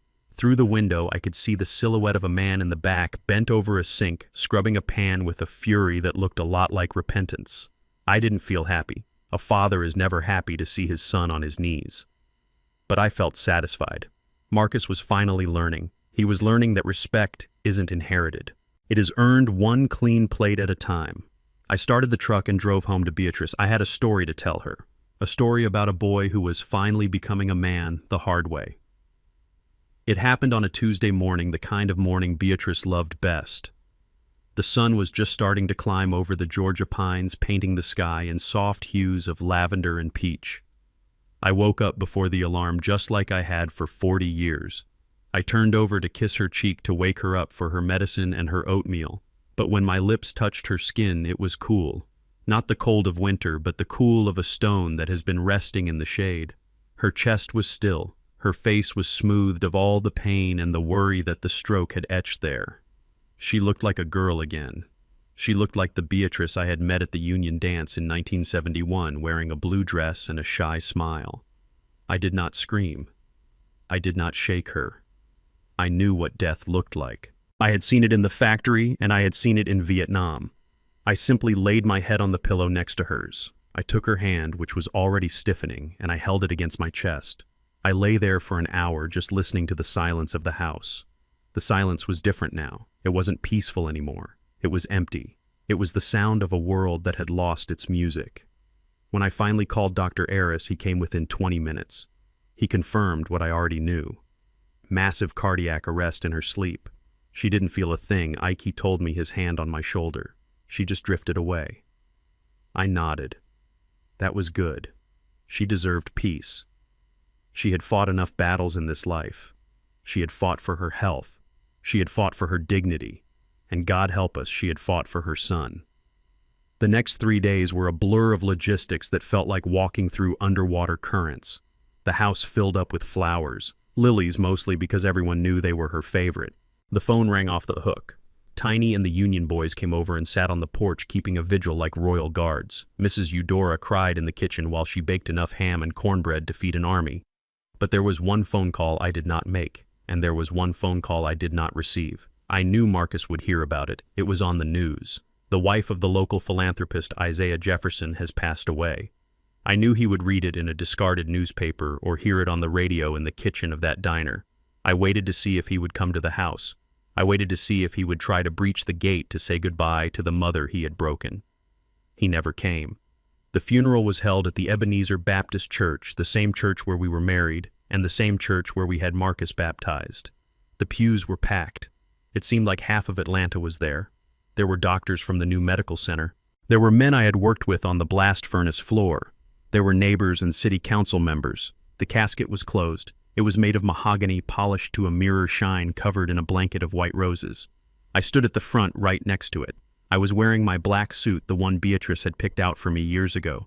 I stood straight. I didn't lean on my cane. I owed her that strength. The choir was singing Amazing Grace. Their voices rose up to the rafters, sweet and mournful. I looked at the front row, the space reserved for family. It was empty. Technically, I had a son. Technically, there was a man walking this earth who carried half her DNA. But looking at that empty bench, I realized that biology is the devastating lie we tell ourselves to feel less alone. Blood makes you related. Loyalty makes you family. And then the heavy oak doors at the back of the church creaked open. I didn't turn around, but I felt the shift in the room. The singing didn't stop, but the heads turned. A murmur rippled through the congregation like wind through a wheat field. I looked up. Walking down the center aisle was a man who looked like a shadow of my son. Marcus was wearing a black suit, but it wasn't one of his Italian custom fits. It was ill-fitting, the sleeves too short, the fabric cheap and shiny. It looked like he had bought it at a thrift store an hour ago. His shoes were scuffed. He held a crumpled hat in his hands. He was thin, so thin that his cheekbones cast sharp shadows on his face. He walked with his head down, his eyes fixed on the carpet, avoiding the gaze of the hundreds of people who knew exactly what he had done. He didn't walk with the swagger of a CEO anymore. He walked with the hesitation of a stray dog entering a house where it had been kicked before. Tiny, who was standing near the back, took a step forward. I saw his massive hands ball into fists. He was ready to stop him. He was ready to drag him out into the street to protect me from the insult of his presence. I shook my head slightly. Just a small movement. Tiny saw it. He stepped back. He let Marcus pass. The singing faded as the choir finished the verse. The church went silent. The only sound was the soft thud of Marcus's shoes on the carpet. He walked all the way to the front. He stopped 5 feet from me. He stopped 5 feet from the casket. He looked at the flowers. He looked at the wood. His shoulders began to shake. A sound escaped his throat, a broken, jagged sob that echoed in the quiet sanctuary. He looked at me. His eyes were red-rimmed, swimming in tears. "Dad," he whispered. I looked at him. I didn't feel hate. I didn't feel anger. I felt a profound distance, as if I were looking at him through the wrong end of a telescope. He was small. He was far away. He took a step toward me. He looked at the empty space on the front bench, the space next to me, the space for the chief mourners, the space for the husband and the son. He moved to stand beside me. It was an instinct, a muscle memory from a lifetime of being the golden boy, the heir, the center of our world. He thought that in death, all debts were canceled. He thought that grief was a reset button that would allow him to reclaim his place at my right hand. I moved my cane. It wasn't a violent motion. I just lifted it and planted it firmly on the floor, blocking his path. The rubber tip hit the wood with a dull thud. Marcus froze. He looked down at the cane, then up at my face. Confusion and hurt washed over him. "Dad," he whispered again, his voice trembling. I want to sit with you. I want to be with Mom." I looked him in the eye. The church was holding its breath. Every ear was strained to hear what the old lion would say to the cub who had bitten him. I pointed with my chin to the left side of the aisle, the side where the general public sat, the side for acquaintances, distant relatives, and strangers. "Guests stand on the left," I said, my voice low but carrying the weight of a judge's gavel. "Family stands on the right." Marcus stared at me, his mouth opened slightly. "But Dad, I am family. I am your son. She was my mother. She was your mother when she was alive," I said. "And you slapped her. You chose your side, Marcus. You chose it when you raised your hand. You chose it when you let your wife mock her food. You chose it when you sent wolves to my door." I leaned in closer so only he could hear the next part. "You do not get to dishonor her in life and then borrow her dignity in death. You forfeited your seat on this bench." Marcus looked at the empty space next to me. It was the loneliest space in the world. He realized then that I wasn't just punishing him. I was erasing him. I was telling the world and God himself that I stood alone. "Please," he choked out, tears streaming down his face. "Everyone is watching. Do not do this to me. I am not doing anything to you," I said. "You did this to yourself. Now go take your seat over there with the guests, or turn around and leave. Those are your choices." He stood there for a long, agonizing moment. He looked at the casket one last time. He reached out a hand as if to touch the flowers, but he pulled it back. He knew he wasn't worthy to touch them. He turned slowly. He looked at the sea of faces. People he had known his whole life. People who had watched him grow up. They weren't looking at him with pity. They were looking at him with judgment. He crossed the aisle. He walked to the third row on the left side. He squeezed in next to a stranger, a woman I didn't know, who shifted her purse to make room for him. He sat down. He slumped forward, burying his face in his hands. I turned back to the casket. I placed my hand on the polished wood. "I am here, B," I whispered. "I am here." The preacher began his eulogy. He spoke of Beatrice's kindness. He spoke of her strength. He spoke of the medical center that would bear her name. He didn't mention Marcus. It was as if he didn't exist. Throughout the service, I could hear him. I could hear the muffled sounds of his crying from across the aisle. It was the sound of a man mourning not just a death, but a life. His own life. He was mourning the death of his potential, the death of his inheritance, and the death of the love he had thrown away. When the service was over, the pallbearers came forward. Tiny was one of them. So was Dr. Eris. They lifted her gently. I walked behind the casket. I walked alone. As I passed the third row, I didn't look to the left. I kept my eyes forward, fixed on the light coming through the open doors. We buried her on a hill overlooking the river. It was a beautiful spot under a weeping willow tree. When the casket was lowered, Marcus stood at the very back of the crowd behind the last row of mourners. He stood under the shade of an oak tree apart from everyone. I threw the first handful of dirt. Ashes to ashes, dust to dust. People came by to shake my hand, to hug me, to offer their condolences. They surrounded me with warmth. They were my family now, the family of choice. When the crowd finally dispersed and the sun began to set, I was left alone by the grave. I looked up at the hill. Marcus was still there. He was waiting for a sign, waiting for me to wave him over, waiting for me to say that the punishment was over and he could come home. I looked at him. I adjusted my hat. I turned my back on him and walked toward the waiting car. I didn't offer him a ride. I didn't offer him a kind word. He had a long walk back to the city, a long walk back to his basement, a long walk back to the reality he had created. As the car drove away, I looked in the rearview mirror. He was a small black figure against the setting sun, standing over a grave he had helped to dig. "Good night, Beatrice," I said to the empty car. "Rest well, my love. The house is clean, the doors are locked, and no one will ever hurt you again." 5 years is a long time for a man who is waiting to die, but it passes in the blink of an eye for a man who is busy living. The last 5 years of my life were the best I ever had. I did not spend them in boardrooms or on golf courses. I spent them in the garden where Beatrice used to plant her lilies. I spent them sitting in the lobby of the rehabilitation center, watching broken people learn to walk again. And I spent them in silence. The silence of a house that was no longer filled with the noise of greed or the chaos of ungrateful children. It was a holy silence. When the end finally came, it was not dramatic. There were no heart monitors beeping frantically, no doctors rushing in with paddles. I was sitting in my favorite armchair looking out at the sunset over the Georgia pines. I felt a heaviness in my chest, a slowing of the rhythm that had kept time for 78 years. I closed my eyes and I saw Beatrice. She was standing in the light wearing that blue dress she loved. She held out her hand. I took it. And just like that, Isaiah Jefferson left this world. But even from the other side, I had one last piece of business to attend to, one last lesson to teach. The reading of the will took place 3 days after my funeral. It was held in the office of Saul Silverstein. The room smelled of old leather and expensive scotch. Rain was lashing against the windows, a fitting backdrop for the final act of this tragedy. Sitting in the high-backed leather chair was Marcus, my son. He was 43 years old now. The last 5 years had carved deep lines into his face. His hair was graying at the temples. He was not the soft, arrogant boy in the tuxedo anymore. He was a man who had worked. He was a man who had scraped grease off plates and mopped floors. He was wearing a suit, but it was not Italian. It was a simple black suit bought off the rack, likely with money he had saved for months. He sat with his hands clasped tightly in his lap. His knuckles were white. He was nervous. Of course he was nervous. He was human.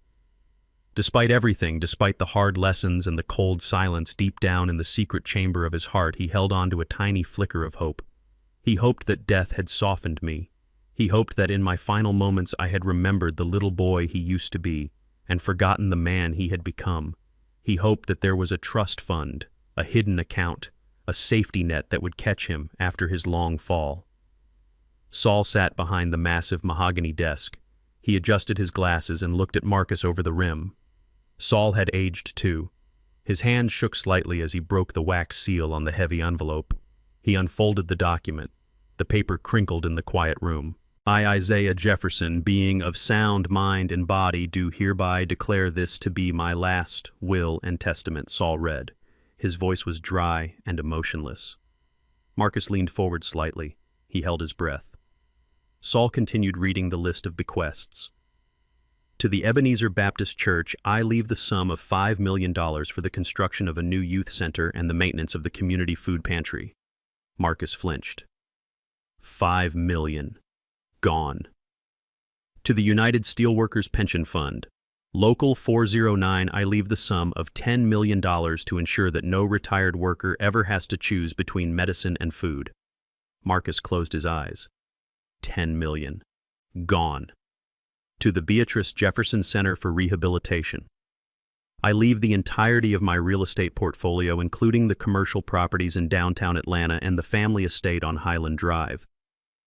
The value of these assets is estimated at $45 million. $45 million. The house, the land, the empire, all of it gone." Marcus let out a soft sound. It was like the air leaving a balloon. He slumped back in his chair. He looked defeated. He thought it was over. He thought I had left him nothing but the air in his lungs. But Saul was not finished. He looked up from the paper. He looked at Marcus with a gaze that was not pitying but curious.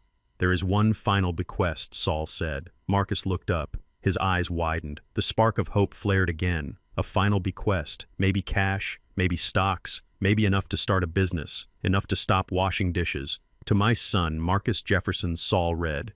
Marcus sat up straight. "I leave my personal effects, specifically the item contained in the box, currently in the possession of the executor." Saul reached into his drawer and pulled out a small wooden box. It was plain, unpolished pine. It looked like something a child would make in shop class. He slid it across the polished desk. Marcus stared at the box. It was too small to hold a deed. Too small to hold gold bars. "Open it," Marcus, Saul said softly. Marcus reached out. His worker's hands, rough and scarred, trembled as he lifted the lid. Inside, resting on a bed of simple cotton, was a watch. It was not a Rolex. It was not a Patek Philippe. It was a Timex. A Timex with a leather strap that had been replaced 3 times. The face was scratched. The metal was worn down on the sides where it had rubbed against my wrist for 40 years. I bought that watch in 1978. It cost me $12. It was the watch I wore when I negotiated the strike of '82. It was the watch I wore when I carried Marcus out of the hospital the day he was born. It was the watch I checked every day at 5 a.m. when I clocked in, and every night at 7 p.m. when I clocked out. Marcus lifted the watch from the box. It was ticking. A steady rhythmic sound. Tick, tick, tick. Under the watch was a folded piece of paper. A note. "Written in my handwriting." "Read the note," Saul said. Marcus unfolded the paper. His eyes scanned the familiar script. I could see his lips moving as he read the words I had written 2 weeks before I died.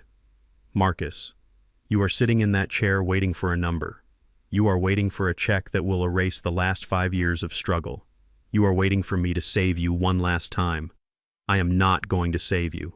I loved you too much to do that. I have given away the money. All of it. Every dime. It has gone to people who will use it to build, to heal, and to protect.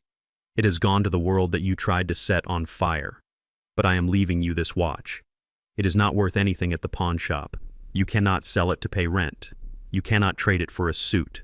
But it is the most valuable thing I own. This watch measured every hour I worked to put food on your table. It measured every minute I waited for you to come home when you were out spending my money. It measured the seconds of silence after you slapped your mother. I am giving it to you because you finally understand what work is. I saw you in the diner, Marcus. I saw you scrub that table. For the first time in your life, you looked like a Jefferson. But here is the truth, son. This watch does not stop. It keeps moving.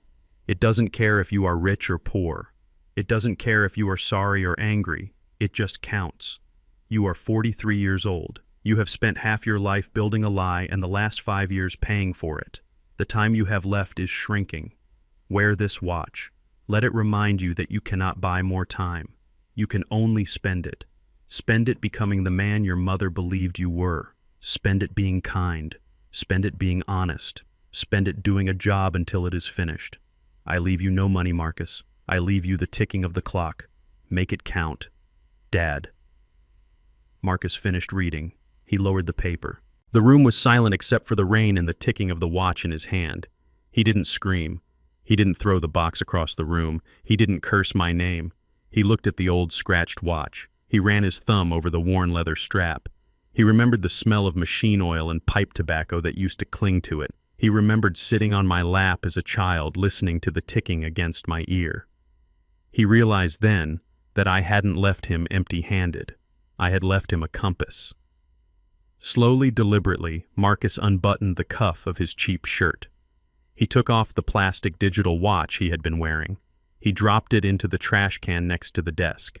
He put on the Timex. He fastened the strap. It was a little loose because his wrists were thinner than mine, but he adjusted it until it fit. He looked at his wrist. The second hand swept around the face. Smooth. Relentless. He looked up at Saul. "Thank you, Mr. Silverstein," Marcus said. His voice was steady. It was quiet. Saul nodded. "Is there anything else, Marcus?" "No," Marcus said. "That is everything." He stood up. He picked up the box and the note and put them in his pocket. He picked up his hat. He walked to the door. He stopped and looked back at the empty chair where I used to sit. He didn't say goodbye. He just nodded a respectful acknowledgement between two men. He walked out of the office and into the rain. He didn't hail a taxi. He walked to the bus stop. He stood there in the downpour water dripping from the brim of his hat. He looked at the watch on his wrist. It was 3:15. His shift at the diner started at 4. He had 45 minutes. He didn't worry about the millions he had lost. He didn't worry about the mansion on the hill. He worried about being late for work. He stood straight. He checked the time again. And for the first time in his life, Marcus Jefferson was exactly where he was supposed to be. The money was gone. The empire was gone. But the ticking remained. And as the bus pulled up, splashing water onto the curb, Marcus stepped forward to meet it. He wasn't rich, he wasn't powerful, but he was free. Because a man who respects time is a man who owns his life. And that, in the end, was the only inheritance worth having. The rain in Georgia has a rhythm to it, a slow, steady drumming that washes the red clay off the roads and forces the world to slow down. It has been 10 years since I closed my eyes in that armchair, and 5 years since my son Marcus walked out of Saul Silverstein's office with a plastic box and a $12 watch. I am not in the world of the living anymore, but a father never truly leaves his children. We watch from the quiet spaces. We watch from the rustle of the leaves and the stillness of the morning mist. And today, I am watching Marcus. He is 53 years old now. The vanity that once defined him has been eroded by the river of time. His hair is gray-cropped close to his skull, not for style, but for utility. The soft hands that used to hold wine glasses are now calloused and rough, permanently stained with the grease of the kitchen and the oil of the machines he fixes on the weekends. He is not a CEO. He is not a millionaire. He is the night shift manager at Mel's Diner, the same place where I tipped him $100 to clean a table. It is honest work. It is hard work. And for the first time in his life, he is good at it. He is standing on the sidewalk across the street from the Beatrice Jefferson Center for Rehabilitation. He does not have an umbrella. He stands in the rain, letting the water soak into his cheap coat. He comes here every year on the anniversary of my death. He never goes inside. He never tells the receptionist who he is. He never tries to claim the legacy that sits behind those glass doors. He just stands there and bears witness. He looks at the building. It has grown over the years. There are new wings, new gardens, and a playground for children recovering from accidents. It is a beacon of hope for the city. Cars pull up to the valet stand, dropping off grandmothers and veterans people who would have been forgotten by the system if not for the endowment I left. Marcus watches them. He sees a young man helping his father out of a car, adjusting his wheelchair with patience and tenderness.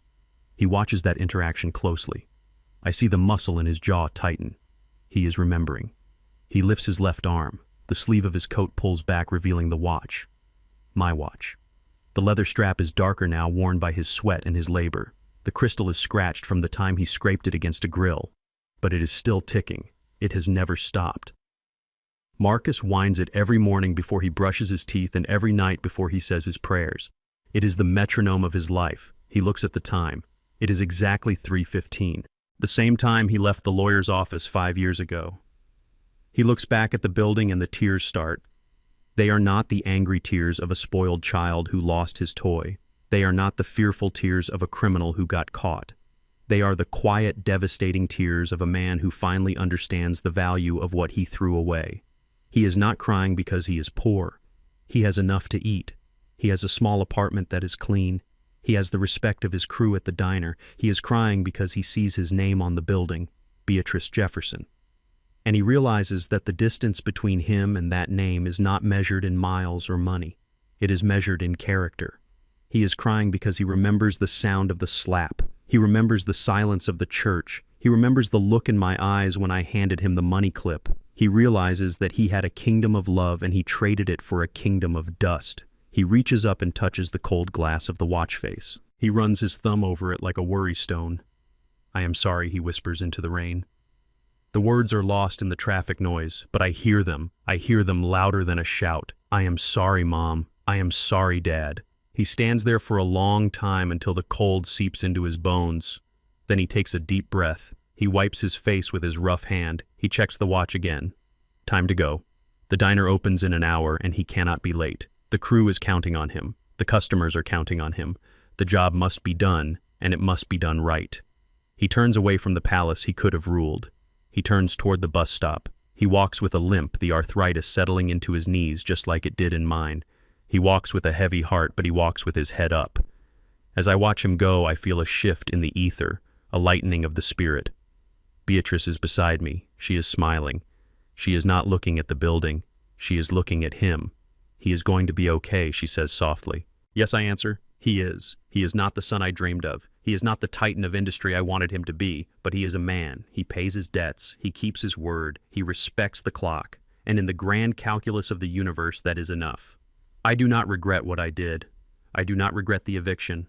I do not regret the silence. I do not regret leaving him the watch instead of the fortune. If I had given him the money, it would have killed him. It would have fed the cancer of his greed until there was nothing left of his soul. By taking everything away, I gave him the only chance he had to find himself. It was the hardest thing I ever had to do. It broke my heart to break his life. But love is not about making people comfortable. Love is about making them grow, even if you have to burn the forest down to let the new seeds sprout. Marcus gets on the bus. He pays his fare. He sits by the window. He looks at his reflection in the glass. He looks tired. He looks old. But he does not look empty anymore. He is filled with the hard-won wisdom of a man who has lost everything and found the only thing that matters. He has the time. And for the first time, he knows how to spend it. I take Beatrice's hand. The scene fades. The rain stops. The world of men continues to spin, driven by ambition and desire and fear. But here in the quiet, there is only peace. The peace of a job finished. The peace of a promise kept. And as the bus disappears into the gray mist of Atlanta, I whisper one last thing to the son who finally learned to tell time. Keep it winding, Marcus. Keep it winding. A parent's love is often compared to an endless ocean, vast and forgiving. But even the ocean has its limits, and when crossed, its waves can be destructive. We spend our lives building castles for our children, hoping they will rule with kindness. Yet when they trade their souls for greed and disrespect, treating sacrifice as servitude, they must learn that the hand that built the castle can also lock the gates. True inheritance isn't gold or real estate, it is character. Without it, you are simply a beggar sitting on a throne of dust. This story of Isaiah and Marcus is a reminder to all of us. It reminds us that gratitude is the rent we pay for the privilege of living. It reminds us that our parents are not resources to be mined, but roots that ground us. And it reminds us that it is never too late to change, but the price of redemption is often everything you thought you wanted. Thank you for listening to this story. I hope it resonated with you. I hope it made you think about the people in your life who have sacrificed for you and whether you have thanked them lately. If this story touched your heart, please hit that like button. It helps us share these important lessons with more people. And if you are new here, please subscribe and turn on notifications so you never miss a story. I want to hear from you in the comments. Do you think Isaiah was right to leave Marcus nothing but the watch? Or do you think he was too harsh? What would you have done if you were in his shoes? Let me know your thoughts down below and tell me where you are listening from. I love seeing how far these stories travel. From Atlanta to London, from New York to Manila. Let's connect in the comments section. Until next time, remember that the clock is always ticking. Make sure you are spending your time on things that truly matter. Take care of yourselves and take care of each other. Goodbye for now.